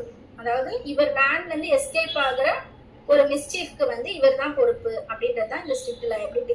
இவர் கண்டிப்பா பொறுப்புன்றோம். இப்ப இதுலயே வந்து 4 எக்ஸெப்ஷன்ஸ் இருக்கு, 5 எக்ஸெப்ஷன்ஸ் இருக்கு இந்த ரைலன்ஸ் வர்சஸ் ஃப்ளெச்சருக்கு. அதாவது நம்ம இவ ஏன்ற வந்து அவர் லேண்டுக்குள்ள பண்ற எல்லா விஷயம் இதுல இருந்து ஏதாவது எஸ்கேப் ஆகி அது அனதர் பர்சனுக்கு இன்ஜினியர்ஸோ இல்லை ஃபேட்டலோ ஃபார்ம் ஆகி டேமேஜ் கிரியேட் பண்ணுது அப்படின்ற பட்சத்துல எல்லாருமே மேல கிளைம் பண்ணலாம். அப்போ ஆட்டோமேட்டிக்கா இவர் லயபிள் கூட வந்துருவாருன்னு கோர்ட் டிட்டர்மைன் பண்றதுக்கு தான் ஸ்ட்ரிக்ட் லயபிலிட்டின்னு சொல்றோம். It has been held in several cases. The principle of Raylan versus Fletcher applies in India. Essential elements of strict liability. 2 elements. Non-natural user of land. இன்னொன்று வந்து escape of things from defendant's land. அதாவது இப்போ யூஸ்வலா suit வந்து யார் போடுவாங்க, plaintiff தான் போடுவாங்க. அப்போ ஆட்டோமேட்டிக்கா டிஃபெண்டன்டோட லேண்ட்ல இருந்து எஸ்கேப் ஆயிருக்கும். இப்போ ஃபர்ஸ்ட் என்னது, யூஸ்வலா யூஸ் பண்ற திங்ஸ் இல்லாம அதர் தென் யூஸ்வல் திங்ஸ் வச்சிருக்கும் போது அந்த அன்யூஷுவல் திங் வந்து எஸ்கேப் ஆகுது ஏன்ற லேண்ட்ல இருந்து அப்படின்னா ஆட்டோமேட்டிக்கா இந்த எலிமெண்ட் ஸ்ட்ரிக்ட் லயபிலிட்டி கூட வந்துருவார் அவரு. ஸோ ஆட்டோமேட்டிக்கா அவர் மேல கிளைம் பண்ணுவார். ஸோ நான் நேச்சுரல் திங்ஸை வச்சிருக்காரு, அது மூலயமா டேமேஜ் ஃபார்ம் ஆகுதுன்னா இந்த இதுக்குள்ள வந்துருப்பாரு. Non-natural, it must be some special use bringing with it increased danger to others and must not merely be the ordinary use of the land on such use as is proper for the general benefit of the community. Thus, instances such as installation of water pipe in houses, flats, trees planted by the defendant in his land, mining the land, building or bringing down walls, and necessary wiring of for electricity purpose, all being natural uses of land are perfectly outside the ambit of rule of Raylan versus Fletcher. இதுல என்ன சொல்றாங்கன்னா, இப்போ ஒரு earned அவரோட லேண்ட்ல பைப்பை install பண்றாரு, இல்ல building கட்டுறாரு, இல்ல மைனிங் பண்றாரு, இல்ல இந்த எலக்ட்ரிசிட்டி சப்ளை கொடுக்குறாரு, இது எல்லாமே வந்து நேச்சுரல் திங்ஸ் தான். ஸோ இது வந்து Raylan versus Fletcherல இந்த மாதிரிலாம் பண்ணும்போது கவர் ஆகும். இதை தாண்டி வேற ஏதாவது பண்ணிருந்தாருன்னா unnatural things, for example hazardous gas வந்து வச்சிருக்காரு, அந்த கேஸ் வந்து எஸ்கேப் ஆகுது, அது மூலயமா இறப்பு ஏற்படுது அப்படின்னா அப்ப வந்து ஆட்டோமேட்டிக்கா வந்து கவர் ஆகும். அடுத்து escape of things from defendant's land. இப்போ அப்போ நீங்க உடனே ஃபயர் வந்து வருமா அப்படின்னு கேட்டீங்கன்னா, ஃபயர் வந்து நம்ம யூஸ்வலா வந்து வச்சிருக்கலாம். ஏன்னா வந்து நம்ம யூஸ்வலா ஹவுஸ் ஹோல்ட் திங்ஸ் எல்லாத்துக்குமே யூஸ் பண்றோம். அதை வந்து அளவுக்கு அதிகமா சேர்த்து மற்றவங்களுக்கு ஹசார்டஸா ஃபார்ம் பண்ணிடுறோம் அப்படின்ற பட்சத்துலதான் அது நான் நேச்சுரல் திங்ஸ்ல வரும். Escape of things from defendant's land, the principle of the strict liability apply only when the things resulting into damage to the plaintiff escape from the land in occupation and control of the defendant. Further, escape means going outside the place of occupation or control of the defendant. So, இதுல என்னன்னா அந்த அசாரா substance ஏதோ வச்சிருக்காரு, இல்ல ஏதோ ஒரு substance இருக்கு, natural திங்கோ unnatural. இந்த அன்நேச்சுரல் திங் வந்து இதை ஏவோட ப்ராப்பர்ட்டில இருந்து வெளியே வந்து டேமேஜ் காஸ் பண்ணிருக்காதான் பிளைண்டிஃப் வந்து கேஸ் ஃபைல் பண்ண முடியும். இப்போ வெளியே வராம அது வந்து இவங்க லேண்டுக்குள்ளே இருக்குன்ற பட்சத்துல அந்த இவங்க இது இருக்கு அப்படின்ற இதுல நம்ம கேட்க முடியாது. அடுத்தது வந்து அதாவது லா ஆஃப் டார்ட்ஸ்ல கேட்க முடியாது. ஏன்னா லா ஆஃப் டார்ட்ஸை பொறுத்த வரைக்கும் லீகல் டேமேஜ் அது கிரியேட் ஆயிடணும். டேமேஜ் ஃபார்ம் ஆன அப்புறம் கேட்கிற லா தான் இது. அதுக்கப்புறம் வந்து 5 exceptions to rule in Raylan versus Fletcher. இப்போ இந்த Raylan versus Fletcher கண்டிப்பா லயபிள்னு சொல்லிடுறோம். என்ன லயபிள் சொல்லிடுறோம், ஒரு நான் நேச்சுரல் திங் இருக்கணும், அந்த திங் வந்து வெளியே எஸ்கேப் ஆகும்போது டேமேஜ் ஃபார்ம் ஆயிருந்ததுன்னா கண்டிப்பா வந்து டிஃபெண்டன்ட் லயபிள் அப்படின்னு சொல்லிடுறோம். ஸோ இப்போ இதுல இருந்து டிஃபென்ஸ் என்ன எடுக்கலாம், எதெல்லாம் வந்து எக்ஸெப்ஷன் அப்படின்னு பார்த்தோம்னா, டிஸ்மேஜர் ஆர் ஆக்ட் ஆஃப் காட். நம்ம ஏற்கனவே முன்னாடியே பார்த்தோம், இது ஒன் ஆஃப் த ஜென்ரல் டிஃபென்ஸ்லயே பார்த்தோம். நம்ம ஆக்ட் ஆஃப் காட் ஒரு அளவுக்கு அதிகமா ஒரு நேச்சுரல் திங்ஸ் நடக்குது, ஃப்ளட்டு, எர்த்குவேக்ஸ் அந்த மாதிரிலாம் நடக்குதுன்ற பட்சத்துல ஒரு டேமேஜ் ஃபார்ம் ஆயிருக்குன்ற போது நம்ம வந்து டிஃபெண்டன்ட் வந்து லயபிள்னு வந்து இங்க கேட்க முடியாது. இதுக்கு ஏற்கனவே நம்ம அந்த நிக்கோலஸ் வர்சஸ் மார்ஷ்லாண்ட் கேஸ் பார்த்தோம். அந்த கேஸ்ல என்னன்னா, ஒரு ஆர்டிபிஷியல் லேக் இருக்கு, அந்த ஆர்டிபிஷியல் லேக்ஸ்ல அளவுக்கு அதிகமா மழை வரும்போது அதுல ஃப்ளட் இன்க்ரீஸ் ஆகி பக்கத்துல இருக்க அட்ஜனிங் இடத்துல டேமேஜ் ஃபார்ம் ஆகுது. அப்போ இவர் என்ன டிஃபென்ஸ் எடுக்கிறாங்கன்னா, ஆக்ட் ஆஃப் கார்டன் எடுக்கிறாரு. அப்போ அங்க வந்து என்ன சொல்றாங்க, yes it is act of God, அதனால நீங்க லயபிள் கிடையாதுன்ற தீர்ப்பு வருது. அடுத்து வந்து ஆக்ட் ஆஃப் ஸ்ட்ரேஞ்சர். ஒரு ஹசார்டஸ் சப்ஸ்டன்ஸே வச்சிருக்காரு. ஆனா இந்த ஹசார்டஸ் சப்ஸ்டன்ஸ் மூலயமா நான் டிஃபெண்டன்ட் எதுவுமே பண்ணல, அவர் எல்லாமே பத்திரமா தான் வச்சிருப்பாரு. ஆனா வேற ஒருத்தர் வெளிநபர் வந்து என்ன பண்றாரு, டிஃபெண்டன்ட்டுக்கு தெரியாம அதை ஓபன் பண்ணி விட்டுறாரு. ஸோ அது லீக் ஆகி என்ன ஆகுது, டேமேஜஸ் வந்து பக்கத்துல இருக்கவங்களுக்கோ இல்லை வெளியே இருக்கவங்களுக்கோ டேமேஜஸ் காசு ஆகுதுன்னா அப்போ வந்து லயபிளா இந்த ஸ்ட்ரிக்ட் லயபிலிட்டி வந்துருமா, அதாவது டிஃபெண்டன்ட் கண்டிப்பா லயபிள் ஆவாரான்னு கேட்டீங்கன்னா, அவர் வந்து இந்த டிஃபென்ஸ் ஆக்ட் ஆஃப் ஸ்ட்ரேஞ்சர் எடுத்தாருன்னா அப்ப அங்க வந்து ஆட்டோமேட்டிக்கா ஸ்ட்ரிக்ட் லயபிலிட்டில எக்ஸெப்ஷன் இருக்கிறதுனால டிஃபெண்டன்ட் வந்து கவரேஜ் ஆக மாட்டாரு. ஏன்னா இவர் வந்து எல்லாமே டியூ கேரா வச்சிருக்காரு. அதை அந்த மூன்றாம் தரப்பினர் இவருக்கு தெரியாம உள்ள வந்து இந்த தப்பை செஞ்சதுனால டிஃபெண்டன்ட் வந்து லயபிள் கிடையாது. அதான் இந்த ரிகர்ட்னஸ் versus லாத்தியம். The plaintiff was a tenant of the defendant on the second floor. On the fourth floor of the defendant's building, a third party mysteriously plugged up the waste pipes and opened the water taps. The result was that plaintiff's goods were damaged by the flow of the water from the lavatory on the fourth floor. The court held the defendant was not liable as there was no negligence on the part of the defendant and he could not anticipate that the third party over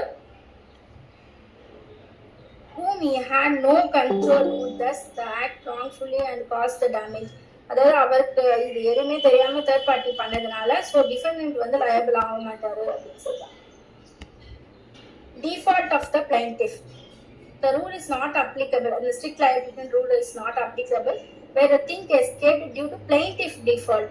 The court held that no action at the law can be maintained for any injury which has been brought about by the willful and the intentional act of the party complaining as its proximate and immediate cause. Such act having been done by him with his eyes open. In other words, with the knowledge that the injury would be probable consequence of the act so done by him. அதாவது இதுல என்னன்னா plaintiff வந்து தெரியும் இந்த ஆக்ட்ல இப்படிதான் நடக்கும் அப்படின்னு அது தெரிஞ்சே இவர் வந்து அதுக்கு அலோ பண்றாரு. அலோ பண்ணப்போ இந்த மாதிரி எனக்கு டேமேஜஸ் காசு ஆயிடுச்சு அதனால டிஃபெண்டன்ட் கொடுக்கணும் அப்படின்னு வந்து கேட்க முடியாது. அடுத்தது வந்து common benefit. Where the source of damage is kept for the common benefit of both the plaintiff and the defendant, the rule of strict liability is not applicable and the defendant would not be liable. A defendant, a landlord maintained a rainwater box, both of his own benefit that the plaintiff, the tenant, rats chewed away at the box and the consequent leaked damage by the plaintiff's goods. The court held that not as அதாவது ஒரு ரெண்டு பேரும் சேர்ந்து ஒரு rain வாட்டரை save பண்ற ஒரு தொட்டியோ box என்னமோ இருக்கு. அதை வந்து ரேட் வந்து கடிச்சதுனால வெறும் பிளைன்டிஃப் சைடு மட்டும் லீக் ஆகி பிளைன்டிஃபோட கூட்ஸ் டேமேஜ் ஆகுறதுனால இவங்க வந்து டிஃபெண்டன்ட்னால தான் இது காசு ஆயிடுச்சு அப்படின்னு கேட்கலாமான்னு கேட்டீங்கன்னா கேட்க முடியாது. ஏன்னா ரெண்டு பேருமே காமன் பெனிஃபிட் அதில் என்ஜாய் பண்ணும்போது அதில் இந்த கான்சிக்வன்சஸ் எல்லாம் நடக்கும்னு இவங்க ரெண்டு பேருக்குமே தெரியும். ஸோ அதை வந்து இங்கே கிளைம் பண்ண முடியாது. After the statutory authority, the rule does not apply where the defendant is empowered or authorized or required under the law to accumulate, keep or collect the dangerous thing which escape or cause mischief and the injury to the plaintiff. Persons empowered by statute to bring or keep upon their land dangerous substance are not liable in the absence of negligence or express provision in the statute to the contrary for the damage caused in escape. இது ஸ்டாச்சுட்டரியா அதாவது இப்போ state வந்து ஏதோ ஒரு பொருளை வந்து எடுத்து வைக்குது, அங்க வந்து நீ இந்த நெக்லிஜென்ஸை ப்ரூவ் பண்ணாம டைரக்டா ஸ்ட்ரிக்ட் லயபிலிட்டி மூலமா கிளைம் பண்ண முடியுமானா முடியாது. ஏன் அப்படின்னா அது ஸ்டாச்சுட்டரி அத்தாரிட்டி. அப்ப அங்க வந்து அதாவது ஸ்டேட்ல இருக்கிற பர்சன்ஸோட நெக்லிஜென்ஸ்ல தான் இது நடக்குதுங்கிறத ப்ரூவ் பண்ணாதான் கேட்க முடியும். ஸ்ட்ரிக்ட் லயபிலிட்டின்னு என்னன்னா ப்ரூவ் பண்ணாமலேயே ஆட்டோமேட்டிக்கா லயபிள் ஆகிறது தான் ஸ்ட்ரிக்ட் லயபிலிட்டி.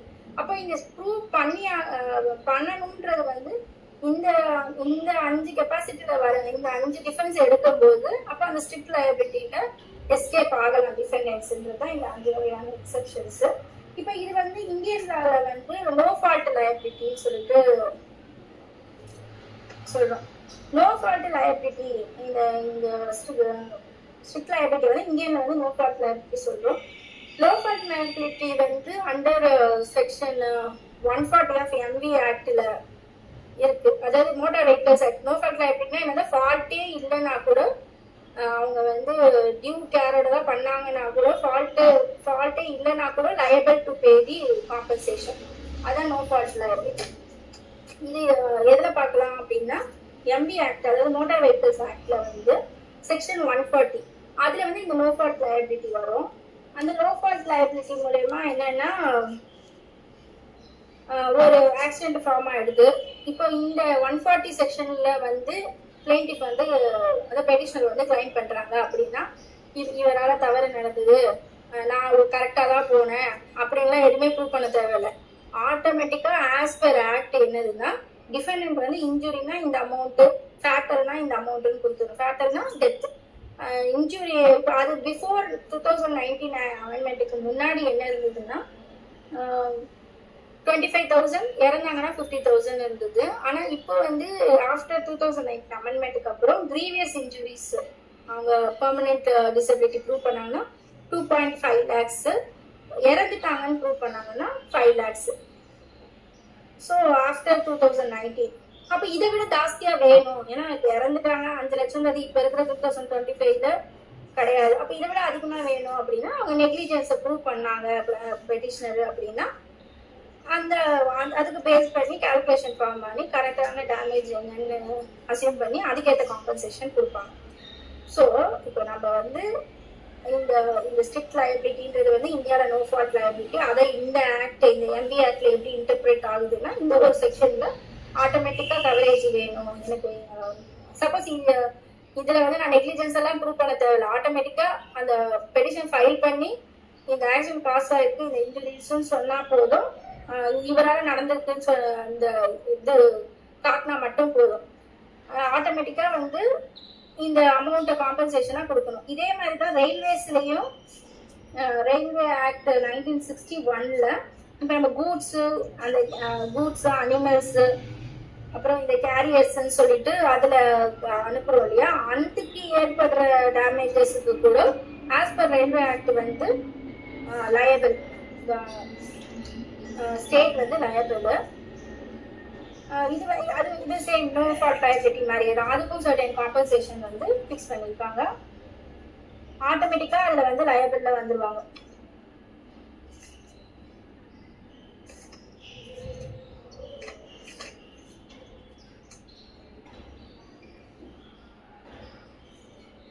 ஸோ இப்போ இது வரைக்கும் பார்த்தது வந்து நம்ம ஸ்ட்ரிக்ட் லயபிலிட்டி. இப்போ என்ன பண்றாங்க, இந்த இந்தியாவில் வந்து என்ன பண்றாங்க, இந்த ஸ்ட்ரிக்ட் லயபிலிட்டி இங்கிலாந்து, அடுத்த நோ ஃபால்ட் லயபிலிட்டி அதை கொண்டு வந்துட்டாங்க. இதை விட அதிகபட்சமா அடுத்தது என்ன கொண்டு வராங்கன்னா அப்சல்யூட் லயபிலிட்டி. இந்த 5 எக்ஸப்ஷன் சொன்னோம் பாத்தீங்களா, அந்த 5 எக்ஸப்ஷனும் வராது. என்னதான் டிஃபெண்டன்ட் ப்ளீ எடுத்தாலும் அதெல்லாம் வரவே வராது. அவங்க have to compensate the loss அப்படின்றது தான் வந்து இந்த அப்சல்யூட் லயபிலிட்டி. இதுக்கப்புறம் இருக்கிற பேஜ்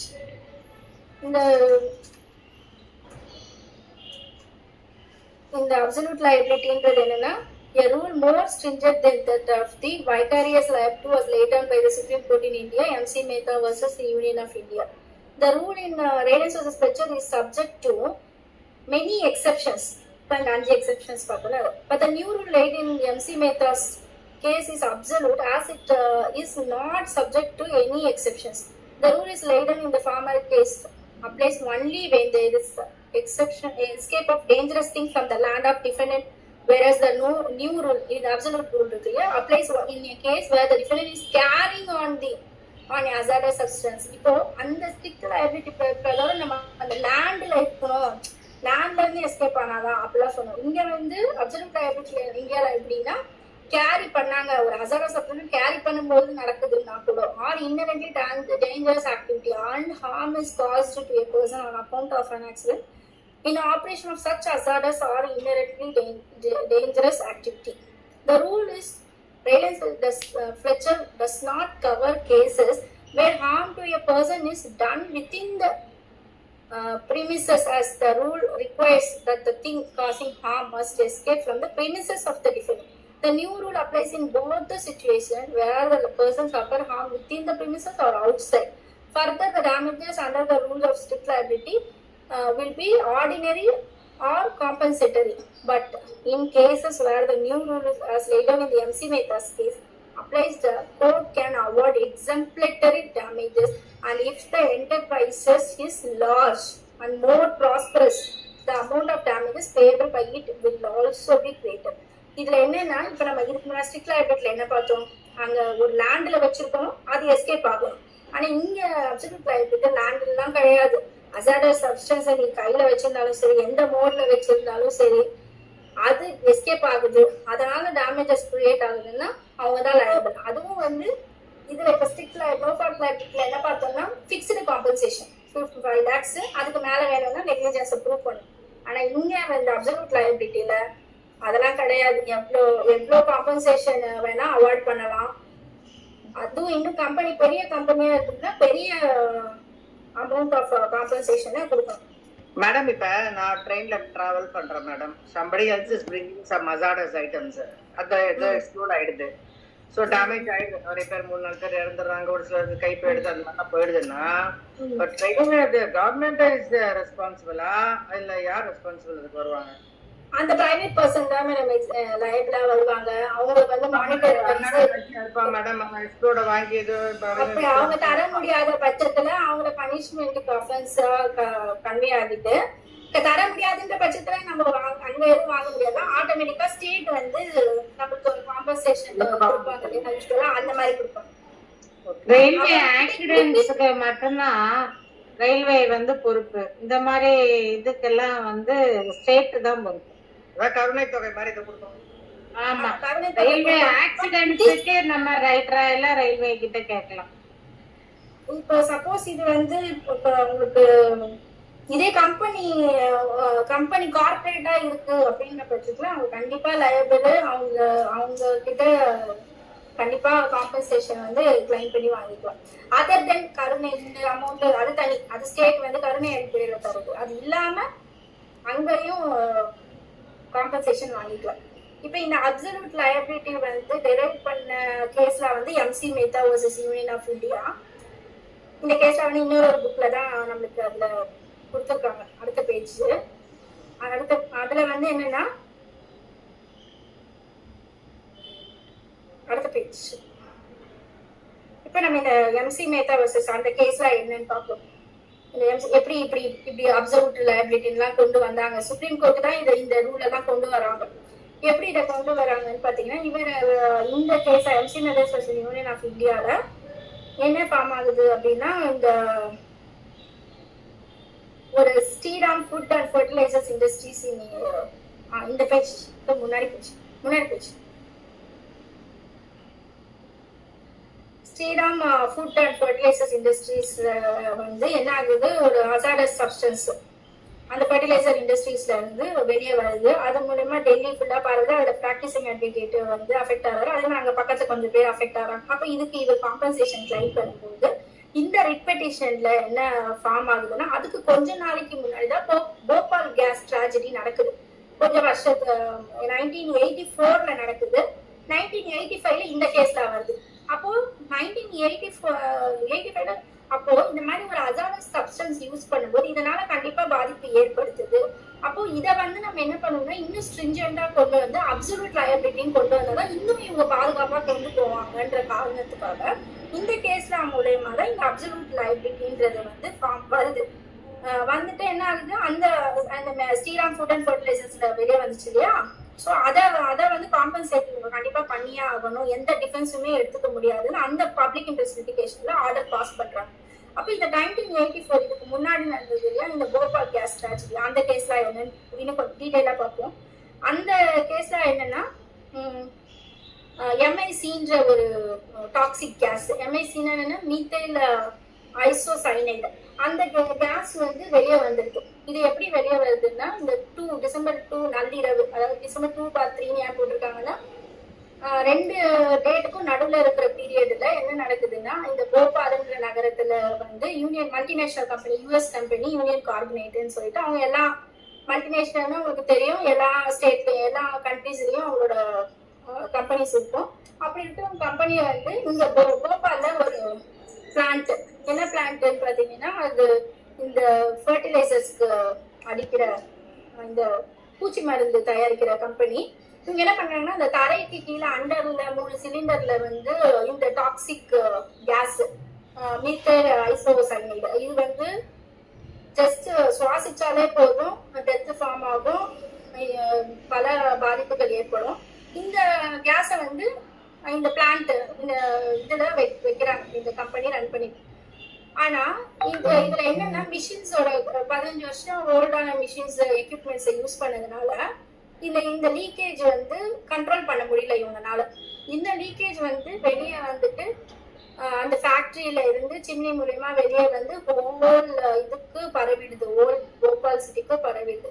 இதுல நம்ம இது வந்து வேர்ல்டு வர்ஸ்ட் இண்டஸ்ட்ரியல் டிசாஸ்டர், அதாவது வேர்ல்ட்லயே இந்த டிசாஸ்டர் தான் இது வரைக்குமே பெரிய டிசாஸ்டர்னு சொல்லப்படுது. 6 lakh பீப்புள்ஸ் இன்ஜுரி ஆயிருக்காங்க, 20,000 பீப்புள் கிட்டத்தட்ட இறந்திருக்காங்க இந்த இன்சிடென்ட்னால. இந்த நைட்டு இந்த கேஸ் லீக் ஆகுது, அசாடஸ் சப்ஸ்டன்ஸ் இது வந்து லீக் ஆகுது. ஏன் இவங்களால கண்ட்ரோல் பண்ண முடியல அப்படின்னு பாத்தீங்கன்னா எக்யூப்மெண்ட் எதுவுமே வேலை செய்யல. இந்த மாதிரி நடக்கும்னா இவங்களுக்கு தெரியல.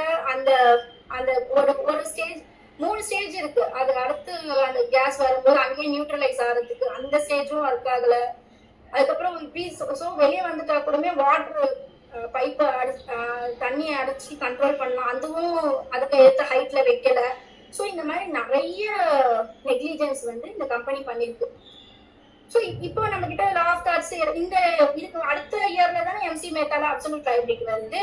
இதுக்கு முன்னாடி இப்படி ஒண்ணு நடந்துருச்சு, இதுதான் ஃபர்ஸ்ட் நடக்குது, ஒண்ணுமே புரியல, நிறைய பேர் இறந்துடுறாங்க, நிறைய பேருக்கு இன்ஜுரி ஆயிடுது, ஃபுல்லா எங்க பார்த்தாலும் டெட் பாடிஸ் தான். அதுக்கப்புறம் இப்ப கோர்ட் என்ன பண்ணுது, அப்போ இந்த மாதிரி நடக்கும்போது அப்போ ஸ்டேட் நீங்க இது வந்து ஒரு மல்டிநேஷனல் கம்பெனி, அப்ப கவர்மெண்ட் என்ன சொல்லுது, அப்ப ஸ்டேட் வந்து இந்தியா வந்து என்ன பண்ணுங்க, கேஸ் வந்து நியூயார்க்ல நீங்க மக்கள் சார்பா நீங்க ஃபைல் பண்ணுங்க, ஸ்டேட்டே வந்து ரிட்டா ஃபைல் பண்ணுங்க, அங்க வெளியே யூஎஸ்ல ஃபைல் பண்ணுங்க அப்படின்னு சொல்லுங்க. அங்க நியூயார்க் கோர்ட்ல என்ன பண்ணிடுறாங்கன்னா கேஸ வந்து இல்ல இந்தியன் கோர்ட் அங்க இருக்கிற பர்சன் அங்கதான் லாஸை கரெக்டா டிட்டர்மைன் பண்ண முடியும், அதனால இது மல்டிநேஷனல் கம்பெனி தானே, ஸோ இவங்க காசு இருக்கிற ஆள் தானே, அதனால இவங்க வந்து அங்க வந்து கேஸ் நடத்திக்கிட்டோம், அதனால நீங்க அங்கேயே கேஸ் ஃபைல் பண்ணிக்கணும்னு சொல்றாங்க. அப்ப district court Indian district court case file பண்றாங்க. அப்போ மக்களுக்காக ஸ்டேட்டே வந்து கேஸ் நடத்துது. ஏன்னா எல்லாருமே வந்து யார் இருக்காங்க இல்ல, ஏன்னா மொத்தம் 6 லட்சம் பேர் பாதிப்பு, எல்லாருக்குமே நிறைய பேருக்கு கண்ணு தெரியல. என்ன புது இந்த மீத்தைல் ஐசோசைனைடுன்றது அப்பதான் வந்து அந்த கெமிக்கல் வெளியே வந்து எல்லாருக்குமே டேமேஜ் ஏற்படுத்துது, இதுக்கு என்ன ட்ரீட்மெண்ட் கொடுக்கணும்னு கூட யாருக்கும் தெரியல.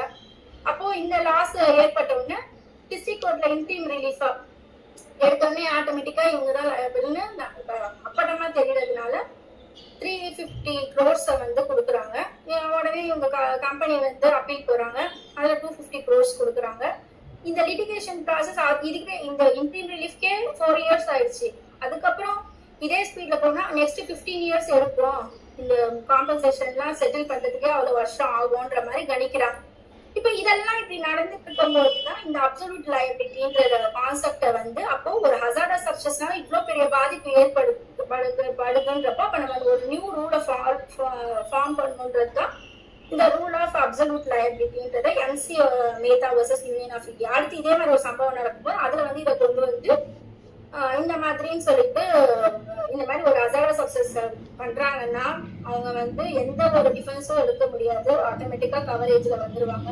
அங்க வந்து எஸ்கேப் ஆகி டேமேஜ் இன்ஜுரியோ டெத்தோ ஃபார்ம் ஆயிடுச்சுன்னா அவங்க யார் அந்த ஹசார்டஸ் சப்ஸ்டன்ஸ் மெயின்டைன் பண்றாங்களோ அவங்க தான் லயபிள் அப்படின்றத வந்து கொண்டு வந்துடுறாங்க. இதுல இருந்து தான் அடுத்து நம்மளுக்கு அந்த இதுக்கப்புறம் வந்து கான்ஸ்டிடியூஷன் சால்வ் ஆச்சா மேடம்? இந்த universal corporation Bhopal tragedy solve ஆச்சா இல்லையா?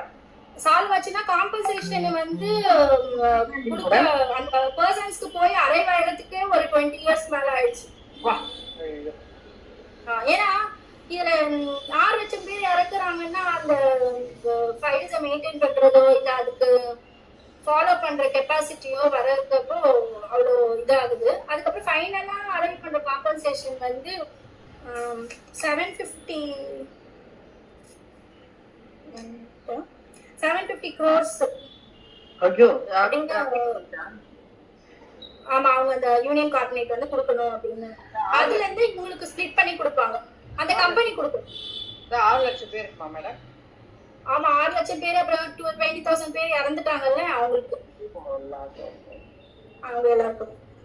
அதுக்கப்புறம் ஆமா இன்ஜுரி ஃபார்ம் ஆயிருக்கு, கண்ணு போறது, உள்ள இருக்கிற பார்ட்ஸ் ஆர்கன்ஸ் போகுது, நிறைய இன்ஜுரிஸ் ஃபார்ம் ஆகுது. அதாவது இது இன்னும் வேற மிட் நைட்ல நடக்கிறதுனால யாருக்கு என்ன பண்றதுன்னே வேற தெரியல. மேடம் மேடம் இப்போ இந்த கள்ளச்சாராயம் அந்த மாதிரி இதுல எல்லாம் இறந்து போறாங்கல்ல, அதுல வந்து கருணை தொகை வந்து ஸ்டேட் கொடுக்குது, நம்மளும் அந்த இது என்ஹான்ஸ்மெண்ட் அது பத்தாதுன்னு சொல்லிட்டு வேற கேட்க முடியாது. ஏன்னா அங்க பிளைண்டிஃப் கன்சென்ட் வருது இல்ல மேடம், இவரே தானே போய் வாய் கட்டிக்கிறாரு.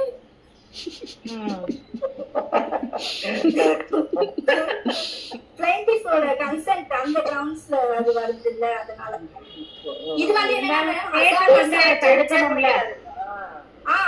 ஸ்டேட் வந்து லயபிள் தானே, அந்த மாதிரி இது ஆக்ட் வந்து நடக்க கூடாதுல்ல, அந்த மாதிரி ஆக்ட் நடக்க கூடாது. அந்த மாதிரி விற்கும் போது போய் வாங்க கூடாதுல்ல. இப்ப இது பைசா கொடுத்து தானே மேடம் வாங்குறாங்க, அப்ப ஆட்டோமேட்டிக்கா அந்த அந்த இதுக்குள்ள வந்துடுறாங்கல்ல மேடம். திருட்டு பொருள்ன்ற போது நம்மள அந்த திருட்டு பொருளை வாங்க கூடாது. ஆமா அந்த மாதிரி. அதாவது இதுல என்னன்னா observe non delegable duty to ensure that no harms results into anyone from such activities.